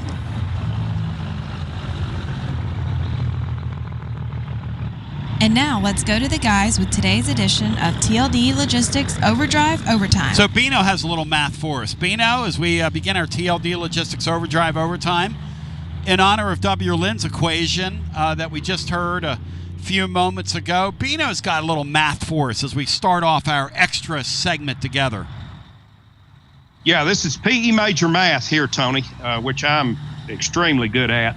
W. Lynn's exactly correct. 50% is going to be 50% is special teams and the crowd effect. It's pretty special. The other 90% is going to be who whips whose ass at the line of scrimmage. That is so well put. That is so well put, man. We can talk all we want about these games and these matchups. It all revolves around that line of scrimmage. And by the way, it always will. And that line of scrimmage is why the Alabama game is winnable for the Vols. But here we are. Shout out to all my truckers everywhere. Josh, you brought the noise. My man Brad, the Gov, who's all over the highways and byways. Straight up love the Gov. Shout out to the Gov. Shout out to Laura for bringing me my lunch I eat every day. Same lunch. I eat it every day. Pizza wraps that we make on some low carb, with some low carb Mexican bread. And I'll eat with you today on the air. So you're free now to eat. You're free to move about the cabin. Let's hang out. I'm going to let my hair down here, Bino. I encourage you to do the same.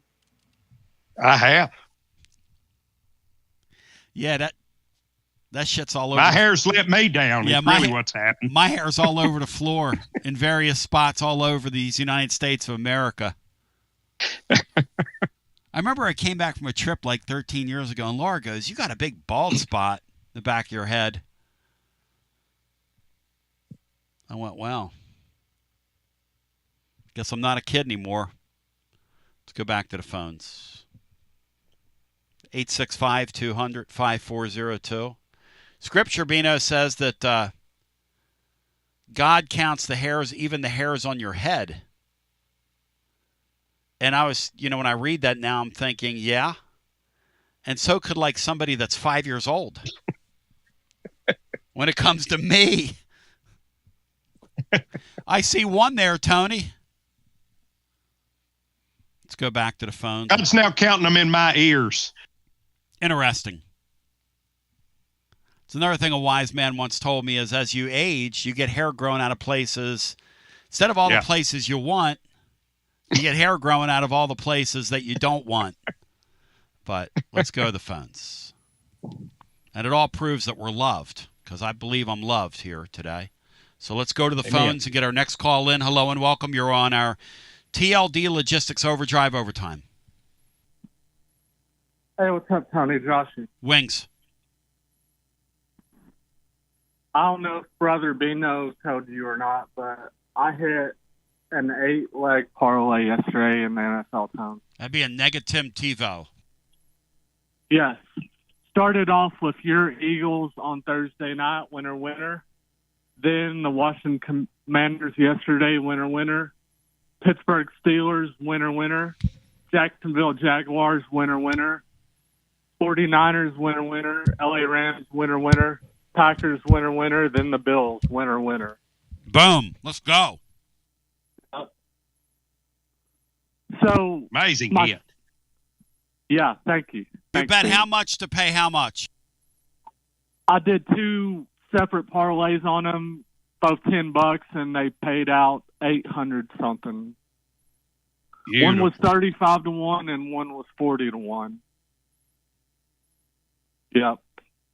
All on the money line. So my first question is, do you think, Tone, because we've seen it in the past years when we played Georgia, we had not had any luck running the ball except for a little bit last year. Do you think our running game dominates this year against Georgia Saturday? Do you think we can run the ball? Bino? I think dominates way too strong. Joshy. I mean, run it effectively. Yeah. My hope and belief is that it will be much more effective than we've seen against them in past years. Here's the problem.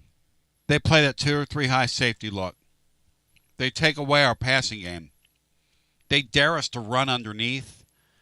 They're so dominant at defensive tackle that they've taken our run game away from us. Is this Umaroff guy, who's a nice story, okay? Is he going to hold up in a real Southeastern Conference football game? That's the question. Because we're about to find that out. Because I'm going to tell you what, if they put him out there, they're going to test him, and we'll know the answer Saturday night. We'll know the answer about 30 minutes into that game, in fact.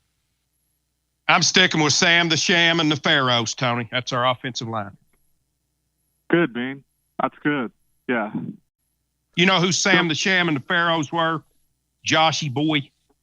No, I don't. I sang Wooly Bully. Wooly Bully. I sang Wooly Bully. Is a great jam because everybody this week is Wooly, and we're not Wooly on the Bullies. That's right. We're Wooly, and we're going to bully the Bulldogs. So, guys, the line opened up at 7 yesterday when the game opened. What's your thoughts on it dropping from 7 to 3.5? I think a lot of money has came in on Tennessee so far. Thoughts? That's all it can be, Josh, because no one said anything about. There obviously hasn't been a key injury on either side. All right. Yeah. And it's sharp money too, Josh. That's sharp money that came in on the Vols. Those are the guys that looked at line. A lot of these are people that do it for a living that said, I'm pounding Tennessee this week. Yep. But I think late money will come in on Georgia before kickoff, though. Oh, yeah. The public's going to be all over Georgia, Josh. You can plan on that. Yeah. We need to hope the pros are better than the Joes this year. Let's hope so, yeah. Good line, Vino. But I feel like a good story so far this season on the defensive line. I know he didn't play much this past week, but is that Robinson kid on the defensive line? What do you think about him, guys? That's another key. Tennessee's tackles have to be very good this week if you're going to be effective in this game. Georgia's tackles have to be neutralized. And Tennessee's tackle play has to be high grade this week. There's no ands, ifs, or buts about that. Yeah, Tone, I agree with that, man. So I feel like, does Georgia have, like, against their offensive line, do they have, like, a stud defensive lineman like they have the past few years, or not really? We're not going to know till we get there, Josh. They've got 5-star guys across the front. And I don't care whether they release a depth chart or not.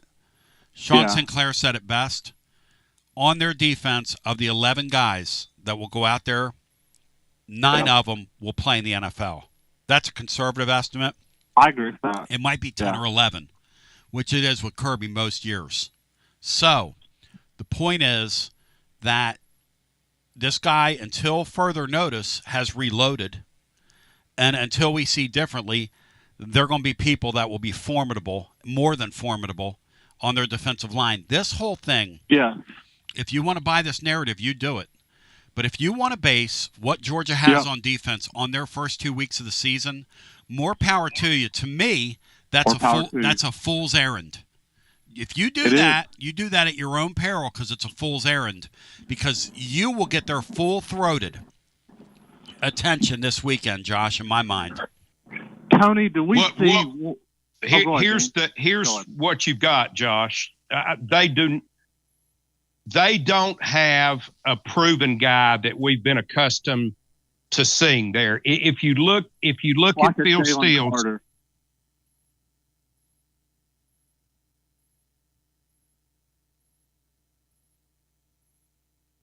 all right, go ahead. What are you saying, Ben? If you look at Phil Steele's preseason All-SEC, Georgia had 1 defensive lineman listed in the top 2 teams, first or second team. And, in years past, there's a chance all of their defensive linemen would have been somewhere in that listing. So Tony's exactly right, though. They ain't running any so-so players out there on their defensive front. They can all play. Yeah. Guys, out the door, I want to say this. What do you think was slicker between the two? Derrick Henry losing that fumble last night, or Bonnie Blue? See ya. Or what, Pino? Back to the phones we go. Hello and welcome in. You're on TLD Logistics Overdrive Overtime. Hi. It's hour 3 when there's a Bonnie Blue reference, Tony. I mean, I know who Sam the Sham and the Pharaohs are. I don't know who Bonnie Blue is. Let's just say she's gotten famous for putting herself out there to many men. Put it like that, Bino. I wouldn't look it up, though, if I was you. Not on Tony's Wi-Fi, anyway. Interesting. Tony, this is DR Vault, man. I clipped out that Big Josh call. That was incredible. I'm already coming to the game. I wasn't going to leave till Friday. I may just go ahead and head that way now from West Tennessee.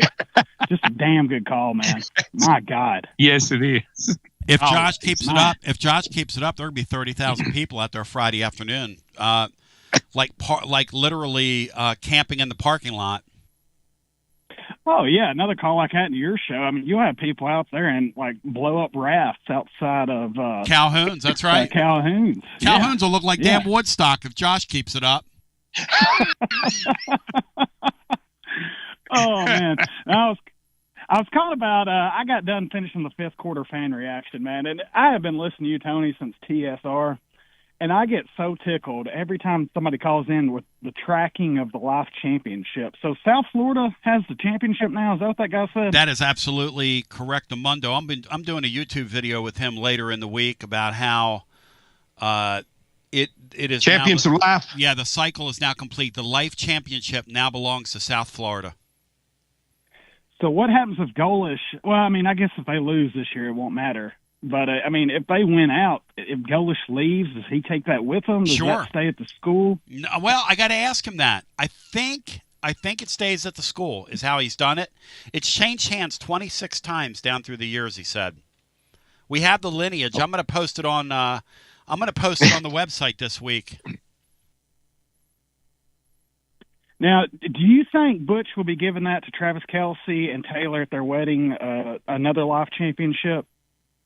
You know, he might, because if anybody's won a life championship, it's got to be Travis Kelce for ending up with the, well, I mean, who knows? She might be crazier than heel, to quote Barbara Dooley. I don't know. She seems like a really sweet gal, Taylor Swift does. But I don't think you can mint another life championship. I think you got to go through like a blockchain to do that. Sort of like what we've done with our cryptocurrency. So I don't think you can just mint another life championship. But it is fun to make fun of Butch Jones. And it's even more fun to see his team get the absolute literal hell beaten out of them by a bottom-of-the-barrel Arkansas team in this league. A bottom-of-the-barrel, bottom four team went out there and took Butchie Boy to the woodshed over the weekend. I mean, it's just, I know it's low-hanging fruit, but I'm with you, Tony. Watching him lose and watching Nico lose, it brings me joy in life. Poor Nico, that's man. sad, but I had more fun watching UCLA lose than us win against ETSU. DR, Am I a psychopath for that? No, he came so close to winning that game. He played really well. He got kind of hot. Bino, what is he doing throwing that ball to that safety there? What did he see, Bino? He has that same vision he had here. He is a complete and total, and I feel sorry for him, stone cold loser. And he walked off the field with that damn towel on his head. Walk. What is he doing? Take the towel off and own what you just did. Who wants a quarterback that puts a damn towel on his head and walks off the field like that? What a loser. And that's raising right there. You know, sure it is. His dad should have taught him better than sure that. It is. And I think you've seen that over the last year of how he's been raised, the way his dad and the rest of his family acts. And that's why I love this Aguilar family so much, man. It's so nice for somebody to be appreciated to be there instead of y'all should appreciate us being here. I mean, that drove me up the damn wall, Tony and Bino. I agree. God. And here's the thing. In this era of the five-star quarterback, you got to be really careful that you don't get one of these guys that wants his ass kissed all the time. I'll say this for that Mateer guy, and Bino is right. For a high-priced acquisition in the offseason, whom they brought their offensive coordinator with him, he's as grounded and team-oriented as you're going to get. You watch his interview after that game. And you got to find those guys. You got to be careful. Josh Heupel's got to learn a lesson here with this Nico thing. If somebody gives out crazy vibes to you early on, or you get the inkling that this is all about the family and I got to put up with a nation of 3,000, you go down the road, man. You can make this offense work with a lot of different quarterbacks. We've already seen it. You don't need to be kissing Nico's ass. You don't, Bino. No, I agree, 100%. And that's got to be the lesson here. That has got to be the lesson going forward. That and gambling pays. Because I learned that from Joshy Boy. Because the man hit an 8-legger. That could be you. VIP play, ladies and gentlemen. You go claim your welcome bonus right now. Make your first bet $5 or more tonight. We got a full slate in Major League Baseball. Bino's Yankees are back alive. I saw Kirk Gibson yesterday being on the park, who said hi to you, by the way, fellow Yankee fan. I saw him 7 weeks ago, Bino, before my back went bad, and he said, "Where you been, Tony?" He walks every day there. And I say to Gibson, he goes, "How about my Yankees?" I said, "Gibson, 7 weeks ago when I saw you, you told me you weren't watching them." He goes, "I'm watching them again because they're playing good baseball." And I'm like, huh? So the Yankees are playing good baseball again, huh, Bino? Yeah, I mean, they've won 4 out of 6 in this 12-game gauntlet here, Tony, and it's really the first time that they've played any kind of representative baseball against teams that could actually play. So we have a full slate. So we have a full slate tonight in Major League Baseball. If you want to jump on the Yankees, go. If you want to go with the Mets tonight against my Phillies, who have owned the Phillies in their building, but tonight's game's in Philadelphia. Phillies trying to deal with the Trey Turner situation. What happened yesterday? Phillies are dropping like flies. Here's the deal. There's a great Monday Night Football game tonight in the Norris Division. After the other Norris Division game, the Packers just slaughterated the Lions yesterday. And tonight, the other two teams in that division face off. And guys, who do we like in that game? The Chicago Bears. Who do we like, guys? And the Vikings. I'll go with the Bears at home. It'll be a successful debut for Ben Johnson. It's McCarthy's first start at quarterback after they jettisoned a guy that had a successful year for him last year but fell flat in the playoffs. Bino, who do you like? I'll go with the Vikings, Tony. I agree with that. The Lions missed both coordinators yesterday, by the way. I'm selling the guy that paints his nails. That came up the other day, right? Who'd they say paints her nails in our league, Bino? What's the wide receiver from Alabama? Alabama. Yes. Not that there's anything wrong with that, but I've never painted my... I've worn an earring. I've never painted my nails. I just want the record to show. My friends at VIP Play, you go claim that VIP Play welcome bonus. You bet $5 or more, $100 in bonus bets is yours instantly. The promo code's TNTony. Say it, know it, and write it down. The Tennessee game is currently at 4 there. If you want to go over there and get some of that, maybe you're a Georgia fan and you want to get some of that. Maybe you're a Vol fan and you want to get some of that. Tennessee +4, because it's 3.5 in other places now. So from a Tennessee perspective, Vino, that's value, isn't it? That extra point? Half point? Yes. By the way, I'll say this about the hook, Bino.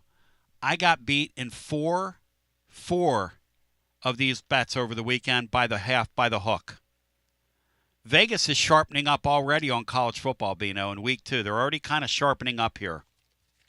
Went straight Texas on you, Tony. Hooked them. Pissed me off. But ladies and gentlemen, live always, 200-plus leagues, numerous bet types, props, and options.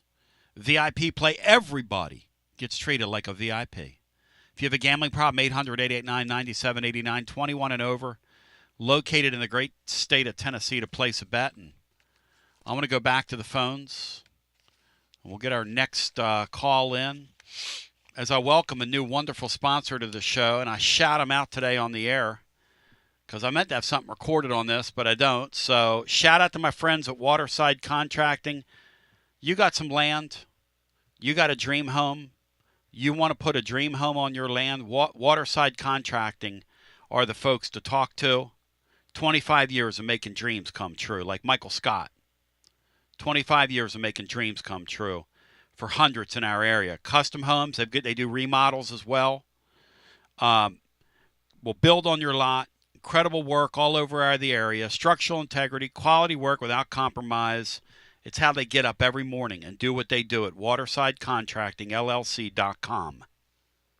When it's time for your dreams to come true, Michael Scott, Waterside Contracting. Back to the phones we go. I don't know where we left off, so I'll start there. Hello and welcome in. You're on the air. What's up, guys? It's Music City Sam. Yo, Sammy, baby. How you doing? Pumped. It is Georgia week, SEC week. It's actually football time. It's real now, Sam. This is when it gets real. It's when the big boys show up in the trenches.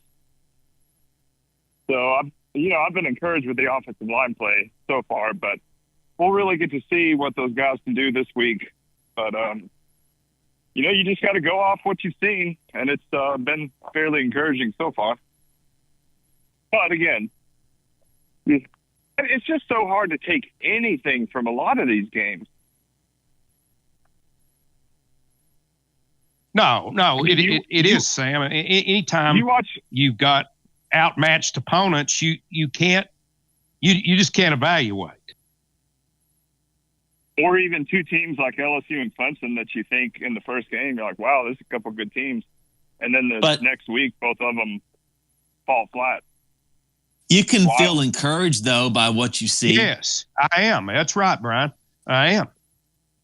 I'm encouraged. I have a calming sense about the offense that I haven't had, even more so than 22, to be honest. That's just my opinion. But, in this Georgia series, the first 2 years, because I don't care about anything before Heupel got here, because it's Heupel's show now. So 21 and 22, you're dealing with the Georgia defense. And I kind of joke about this, but that 22 Georgia defense also won the Super Bowl last year, basically. So you're talking about an all-time defense. And then the last 2 years, we've had no-show quarterbacks and the same no-show wide receivers. So it's just hard for me to know what to expect coming into this Georgia game. But I guess that's what gives me more hope than anything, that we seem to have a QB that can, that's calm and collected. I like the offensive line better than I have in the entire Heupel tenure. And so far, from what I've seen from the receivers, I believe they'll be able to win some of those one-on-one matches. Hey, Sam, what's weird about the season so far is that we played nobody, right? And our opponents that we were kind of like counting as wins have played somebody. And they kind of, the only thing I'm trusting is the fact that, like Bino said, the bottom of our schedule looks harder than it did. And Brian said that earlier. This league, top to bottom, obviously these people invested money. I mean, if you watch Vanderbilt at the end of the day in the fourth quarter, we got off the air the other night. I watched the fourth quarter of the Vandy game. They are hitting shots and hitting plays down the field. Like, they literally have a vertical passing game now. They went out and invested year 2 of the Pavia thing, and they paid him like $900,000 to keep him around, apparently, according to the courts. That was when that thing got into the courts. So they've invested. Obviously, Mississippi State has invested wisely, and Mississippi State has a head coach in Jeff Lebby that we know, has some ability. When it comes to us, those two teams we opened with were so non-competitive that the thing you can say about us is we're playing clean, well-coached football, and it looks like our quarterback has a pulse. But like you just said, man, till you get in a real game, because a real game's going to stress you, and it's going to stress him, and it's going to stretch him.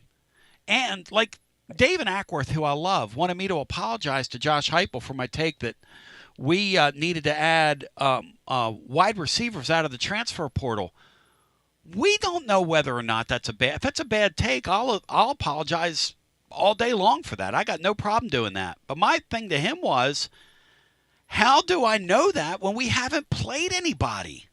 Our wide receivers are running wide open out there, and they're not going to be. Well, they probably won't be when we play this Georgia bunch Saturday, Sam. So, I mean, I'm with you, man. I'm glad to see the entire SEC playing meaningful games against each other this weekend, because that first 2 weeks of the season is really hard to watch, man. And I love the sport, but those two games, from my perspective, from a Tennessee perspective, are kind of hard to watch. I mean, and it sounds like you share my opinion. Yeah, I'm just in wait-and-see mode. I mean, everything I wrote previous to the season was just my opinions on numbers.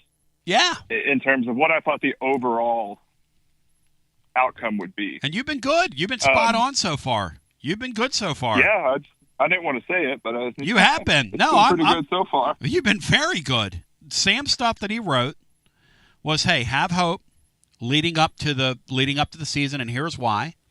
Here are some of the numbers to support our deal.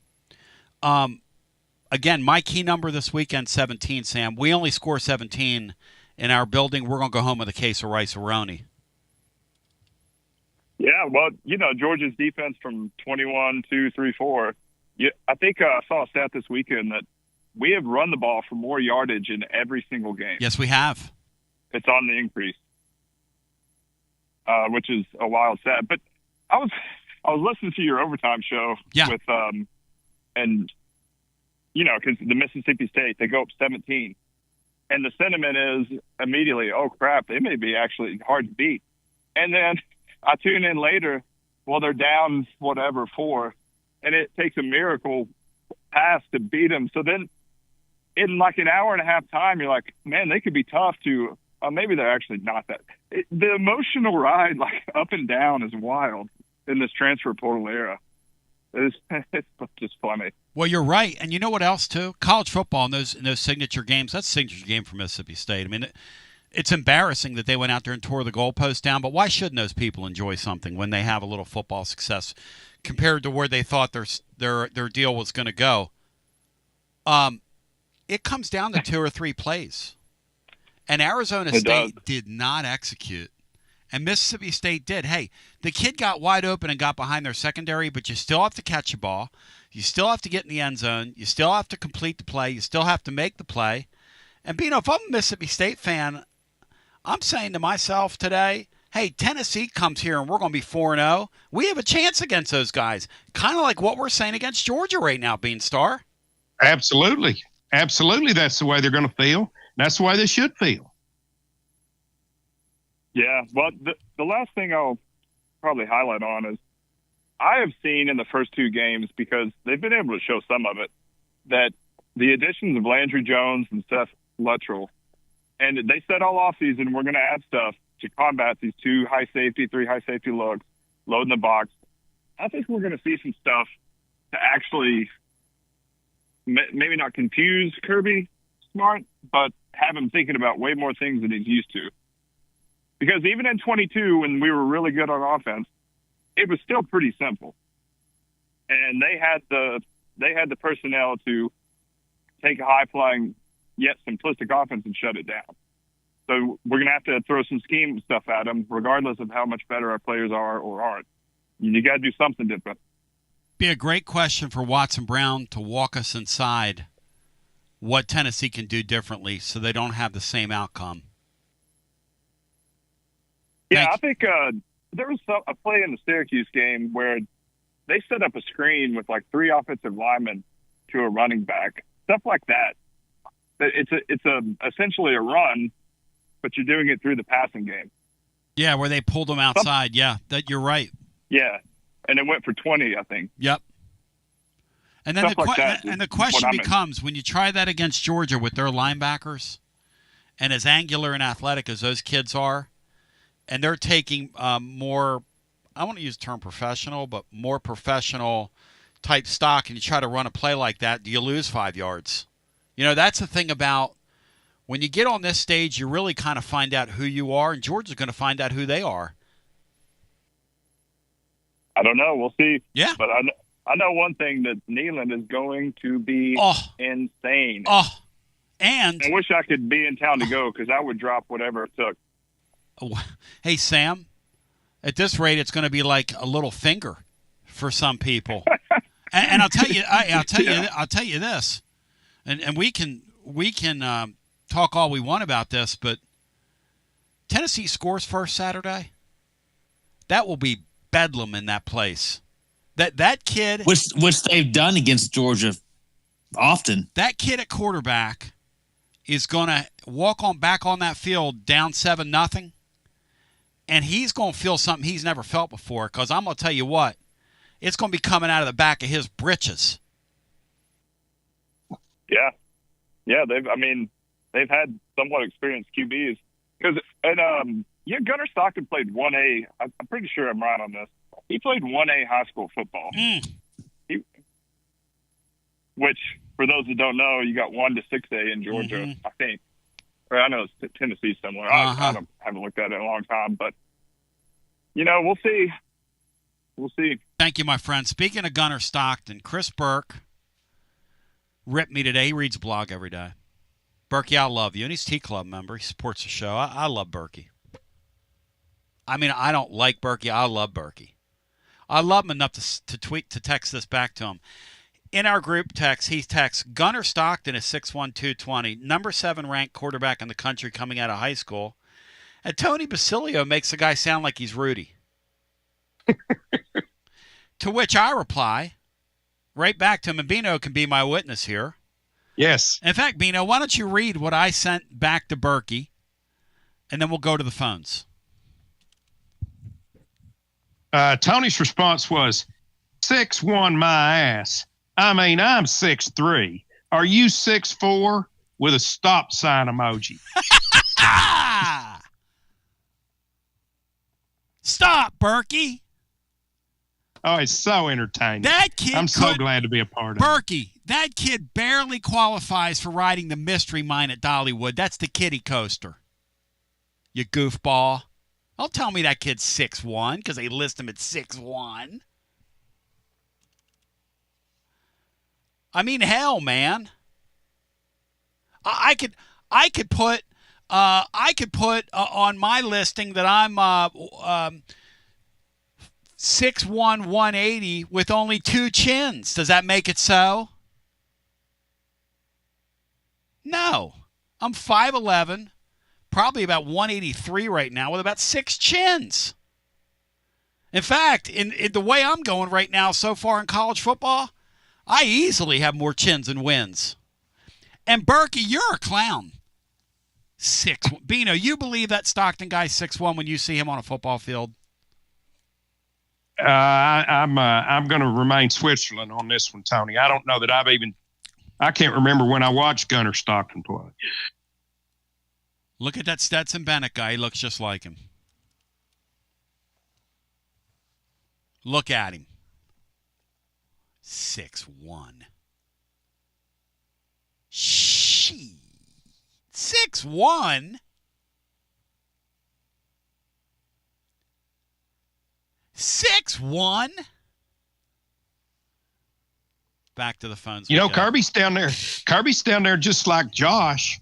I mean, he's got all these 5-stars that show up down there that can't play, and then he's got these lawyer name guys come in there and start winning football games. Kirby's at his best when he's got the little quarterback that can run around and make plays. You're right. Weird, isn't it? And these guys still go after the shiny objects, man. They still, I guess that's human nature. Rather than getting a quarterback that can function in my offense, I got to go get the shiny object. Give me that guy with that big arm. I can do it. I can teach him. Yep. That's why our mutual friend Darren thinks that Nico's going to get drafted highly in the NFL draft this year, because an organization's going to say, I can teach him. We can rebuild him. We have the technology. Hey, I'll yield to whoever in the NFL draft, especially guys that have been in the game like Darren has. I'll tell you this. I don't care where he's drafted. He can't play. Wherever he's drafted, they've wasted one. Bino, I'm not sure that guy could play in that spring league, and I'm not kidding. Back to the phones we go. Hello and welcome in. Hello, Tony. It's Dan. I just want to let you know something. Hey, Dan, good to talk to you, man. You're my man. Dan, it was great seeing you down at Calhoun's on Friday, brother. Yes, thank you. Hey, I just want you to know that Tennessee actually plays Georgia on Friday also. The rugby team is playing at home.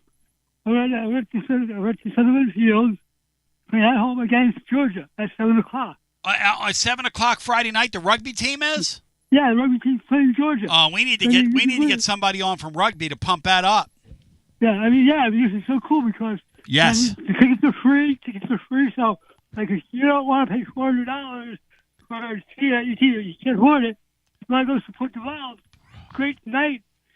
I mean, just look at your rugby page, and this is kind of cool. As a matter of fact, I've been put on Facebook. I've been saying, hey, who wants free tickets to the game? Tennessee versus the Georgia game, and then people say, yeah, here you go. Let's sweep the weekend. That's exactly right. Yeah. I want Georgia rugby right in the middle of the squared circle, Dan. Yeah, I mean, the greatest thing about it also is that it's like you're in town and you're not doing anything. Friday night, come out and watch a rugby game. Support the Wild. Dan, you're my man. I love you. Thank you, brother. Take care, my friend. That's my man. Dan shouting out the rugby team. The rugby Vols. Dan's a good man. Where do they play rugby at now, Tony? Brian, where do they play rugby? Brian should know that. That sounds like a Brian question. I didn't even know they had a rugby team. Damn, Brian, that takes the air out of that bit. Hello and welcome in on TLD. Know it, though. I'll find out. TLD Logistics Overdrive, Overtime. Welcome in. Hi, you're on the air. Hey, guys, Dave. There he is. I think they play the rugby games at John Tarleton. Okay. I really do believe that. I used to own half the Knoxville Flag Football League back 2000 to about 2009 before I sold my half of it. And I bet that was lucrative, huh? I bet that was that lucrative, Dave? Yeah, it was pretty good, I went right? through a divorce and everything, and yeah, it was very lucrative. It was, I hope the IRS is not listening, but we had a fall and a spring season. It's probably about, of course, and I officiated while I was there too because I had to be there. It was probably about $20,000 cash in my pocket every year. Hey, Dave, that's what I like. I like off the book money. The paisan in me likes the off the book money. I used to work at a pizza shop in my hometown, and I watched the guy that owned it. Right, he would do this deal. Back then it's all cash. I'm collecting the cash. Somebody handed him like the ones. 2 would go in the register and 8 would go down below for the pizza pie. $10. And I'm sitting there watching him and I'm thinking, this cat's got, and he had 2 different registers going, Bino, like we were in Brooklyn or something back in the day. Everybody needs a little big, Tony, a little taste. But they used to at least practice. I don't know. I saw some games there, rugby games. Yep. Maybe they play over on UT's campus. Yep. I don't know. But, boy, Vegas is not doing us any favors with that line dropping all the way to 3.5. I mean, Kirby's going to, how he does the old poor me, gets his team motivated. I mean, it's just, I would have rather Georgia had won Saturday 70-0. Yep. And the line was 10. One thing about Dave Bino is that cat finds a positive in everything, doesn't he? Dave's, he's probably, Kirby probably will use some of that for motivation. But I tend to agree. I mean, when these games kind of start getting bet one way, it plays out the other way. Hey, Dave, when you owned that league right at the end of the year and you had like an award ceremony, did you ever give those kids a pep talk? No, he was an adult flag football. Oh, wow, that's cool. Wow. Yeah. That's next level, man. That's next level. I'm the opposite, Brian and Dave. When that pro money comes in on you, that makes me feel good. When that public money comes in on you, then I start to worry. Hey, Dave, what was the highest age in the adult flag football league? Oh, we had guys. I even played some games, and I was in my 40s then, early 40s. Let's go, man. And but we had guys in their 40s playing, but but we had 3 different divisions. You had the top division where you had your best players, and then you had a B division and a recreation. I don't know how it's divided up now. The guy I owned it with, he still owns half the league, so the league's not as big as it was back then, but it's over 25 years now that thing's been going. So. Good for you guys. You think that guy pays taxes? Well, we had to have insurance, and we had to pay the city of Knoxville. We had to have liability insurance, and then we had to pay the city of Knoxville so much because they have to maintain fields. Of course, we were sharing the fields with the youth football, but they've moved that flag football league now out to Carnes, I think. That's a nice complex out there in Carnes, Dave. But I haven't owned it since for 15 plus years. You're the man. But they just didn't do us any favors with that. I don't know what to think of that. That line dropping down to 3.5. That just blows my mind. I'll tell you this right now. That blows my mind. I was not expecting that, Bino. I was not expecting to be surprising. sitting here in a 3.5 line. I mean, it just does. I mean, I don't know what to I just don't know what to make of that. Well, I guess we'll see Saturday. Yeah, this is going to be a real unwrapping for both teams because this is your real first game, obviously. Yeah. Just hope for the best. I hope. Is there any word on Jackson Moy? No. Not yet? No. Okay. We won't know anything till Friday anyway. No, till kickoff. Yep. Yep.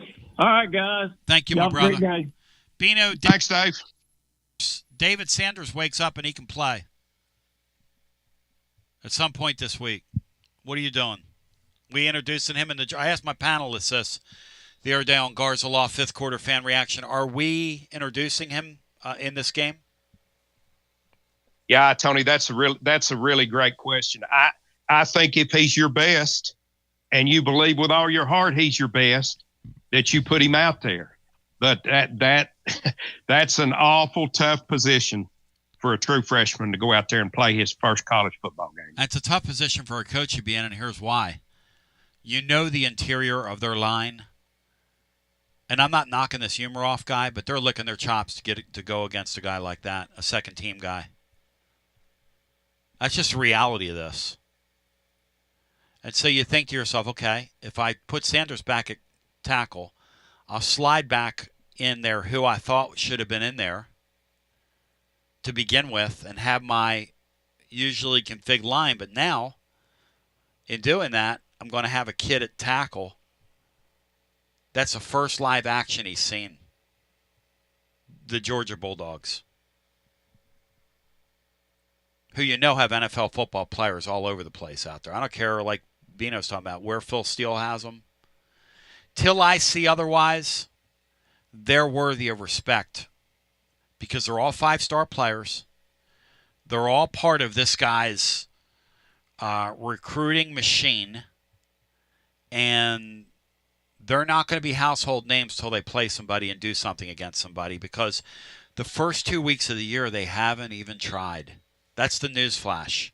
And I believe that, Bino. Am I naive for thinking that Georgia just kind of, by design, just rolls the ball out there the first 2 weeks? I can't see that against a Marshall squad that was basically brand new. Yep. And then against Austin Peay, Georgia's done nothing except win those two football games. You know, the thing is that Bino's right. Marshall had 60 new players. They knew. We just put the ball out there.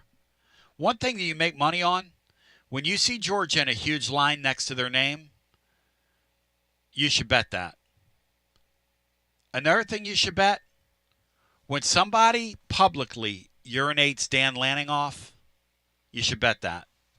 Did you see Lanning's quote, Bino, after the game the other day? What did he say afterwards, Tony? He said, you know, I'm not going to lie to you.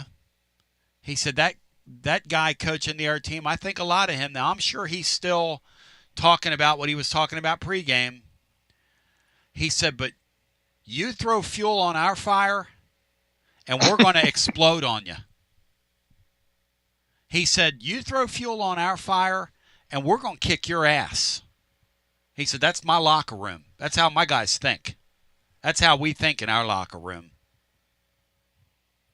Bino, I love that Dan Lanning guy. First of all, he's the guy that turned in Nico last year. Secondly, he is not suffering fools. And thirdly, that's how a football coach should talk in front of the microphone, I believe.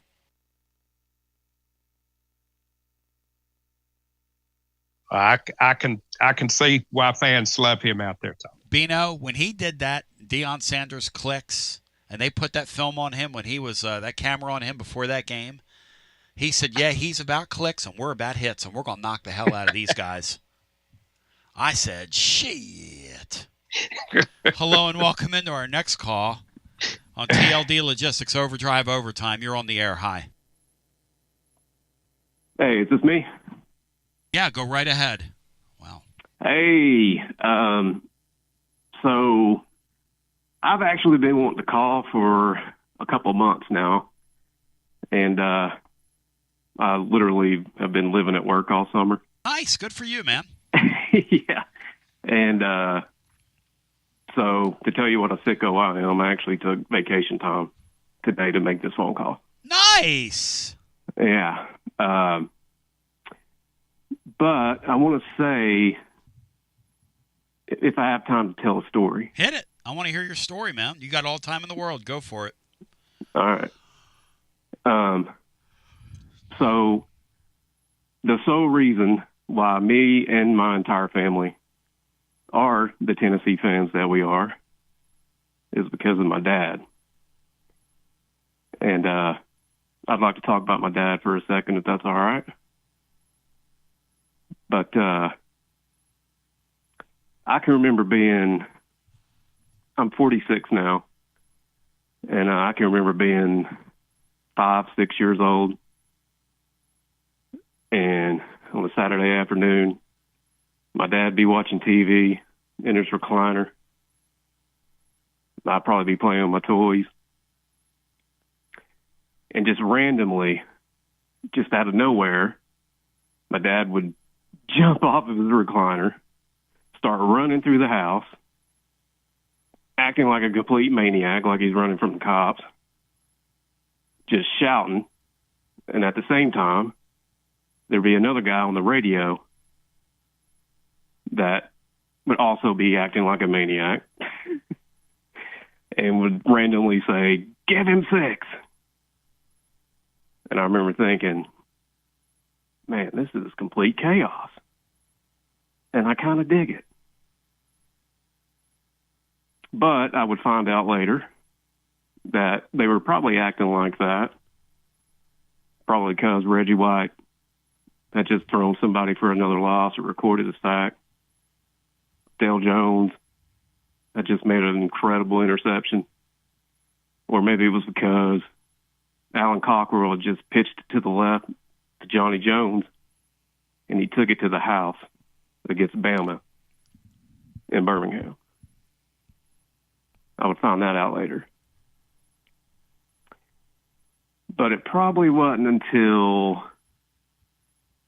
the 88 season when I believe they started 0-6, finished 5-0. And that was the season when it clicked with me and the train started rolling. And that's when I started crying when they lost. And my dad would put his arm around me and say, "It's all right."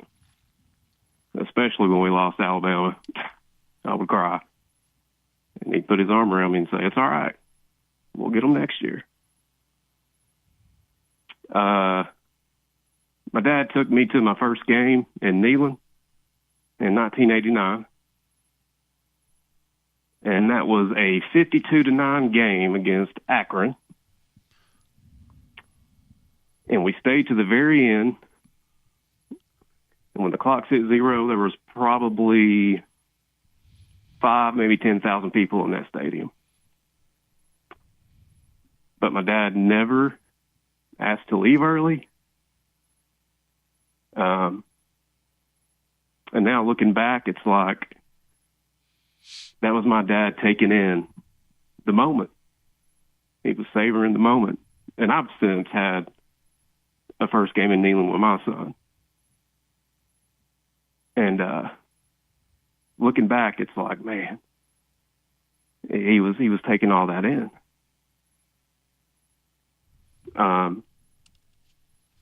In 1991, my dad took me to my first spring football game. And back in those days, or at least on that day, some of the players came back out after the game was over and would come up. Back then, they didn't have the concrete wall around the field. They had like a chain link fence. And I'd already gotten a bunch of autographs that day, but some of the players came back out at the end of the game, and they would come to the fence and sign some more autographs. And I was able to get several autographs that day. Aaron Hayden, Little Man Stewart, Von Reeves, Mark Adams, Craig Faulkner. We don't talk about him enough on here. He was a dog. But I wasn't able to get Andy Kelly. And Andy Kelly was kind of my hero at that time. And so Andy Kelly came back over to the fence at the end of the game and was signing autographs. And we were trying like heck to get one. And a security guard stepped in And, you know, he said, all right, we got to finish up, no more. And so Andy Kelly, he finished signing his last autograph, started trotting off to the locker room. Well, I look over, and my dad, 48 years old at the time, climbing this chain link fence, jumping the fence. I was like, oh, my God, Dad. And so I was like, crap. So I jumped the fence, too, and started chasing after my dad. He's running after Andy Kelly, who's in the south end zone, running toward the locker room. And I hear him saying, Andy, Andy. And I'm like, Dad, Dad. But Andy Kelly finally stops, turns around, and I heard my dad say, Andy, do you have time to sign my son's jacket? And without hesitation, he was absolutely sure. He signed my jacket, and he was like the coolest guy. I remember watching the final Johnny Major show with my dad. And in the middle of that show, I remember looking over, and my dad just had tears rolling down his face. He loved Johnny Majors. But one of the seasons that stands out the most to me is the 94 season, which was Peyton's freshman year. And I remember when they put him in that UCLA game, my dad looked over at me and said, son, that kid's going to be special. And he was. He was right. And that season started out rough. I think they lost 3 football games early. And then by game 5, I think they played Washington State that year at game 5. And that was a 10-9 snoozer of a game. But that was actually a pretty good football team that came in there. That was a Pink Pony Price's squad, I think. Mr. Gentleman's Club. But that was a good football team. And then that was on October 1st of 94. And then 3 days after that, on a Tuesday night, my dad, he worked long hours. He's a welder, so he worked long hours. And he would always come home. He'd get home at midnight sometimes. But he would always open up my door, peek in to see if I was awake, to say, good night, I love you. He would do the same with my sister. And that night he came home, and it was like midnight, and he opens the door, and he's like, oh, you're still awake? I was like, yeah. And he was like, he had been telling me for a while that he was taking me to the Alabama game that year. And he looked at me and said, we're still going to the Alabama game, right? I said, yeah. And he was like, all right. Good night, I love you.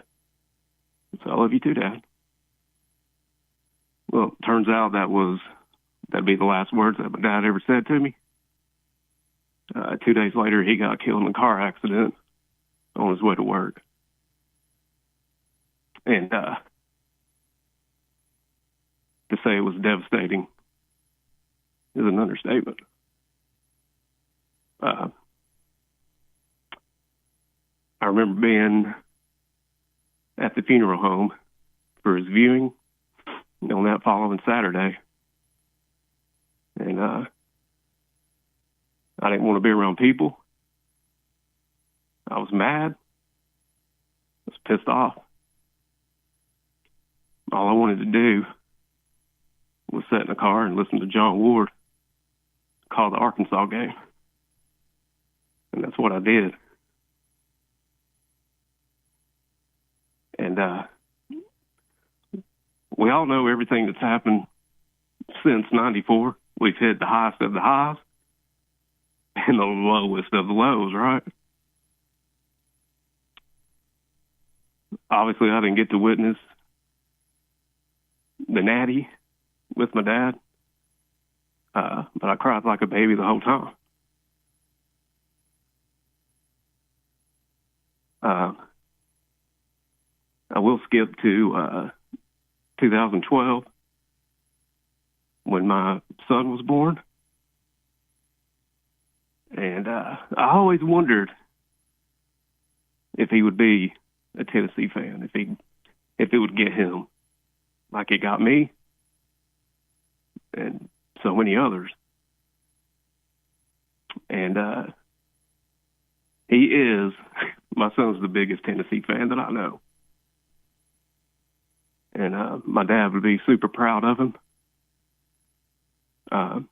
We actually gave my son my dad's middle name. And my dad's middle name was William. And so the caller William is my son. And this phone call is really just to say thank you for what you guys have done this past summer. I've been wanting to call, I just haven't had a chance to. But I really just want to say thank you, guys. He's a special kid. He's a special kid. And he's the biggest Tennessee fan that we know. Thanks for sharing your heart with us, man. I hope you have a great day. Yeah, man. I appreciate it. Yep. Enjoy your day off. Bino and Brian, any final thoughts here on the way out? It's been a most interesting show today. I give that guy a lot of props for his willingness to share that on the air. That's very touching. Yep. Incredible.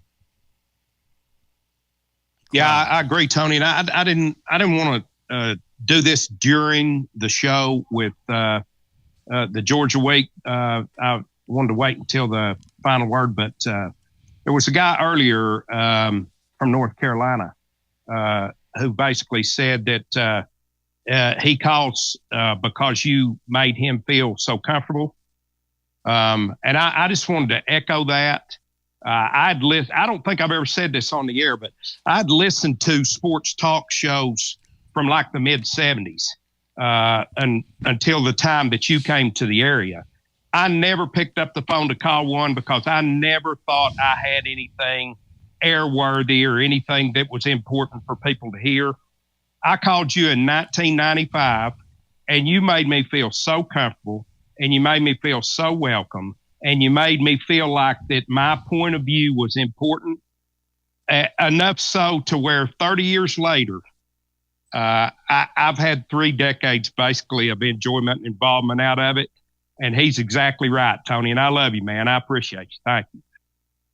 Thank you. I want to thank my friends at TLD Logistics. They're online at tldlogistics.com. And until we meet again, for all those behind the scenes, my name is Basilio. I hope you have a great day. I want to thank Brian. I want to thank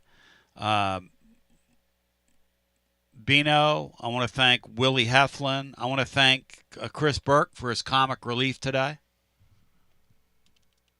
Coach Hyper for sharing his message of love today. We appreciate you, GBO.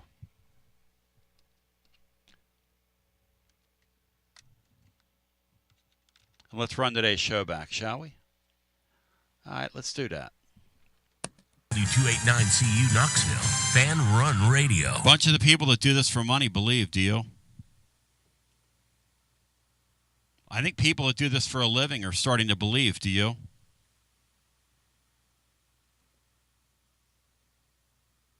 I think people that do this not for their health and not for fun are believing on the Tennessee Volunteers, do you? I think people believe this is going to be a really close game on Saturday. Do you?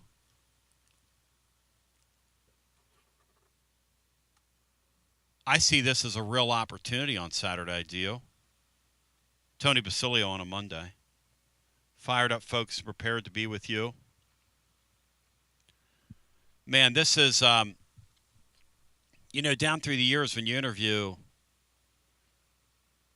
kids that play sports here, they have a saying, and even coaches will say this too. It's why you come to a school like this. That's what they say. Hey, Bino, a week like this, I was talking to Will the Thrill Heflin, VIP play, a few minutes ago, who's going to jump in with us, but on this Monday, because the line has moved precipitously overnight. I want to talk about that. But, Bino, the athletes and the coaches that end up at a school like this will usually say, weeks like this are why I'm here. Weeks like this are why I'm here. And I was talking to, and this goes to everybody. This goes to my friends at Calhoun's on the River Friday. This goes to Gold Brick Joe, who tells me that, like the Georgia week.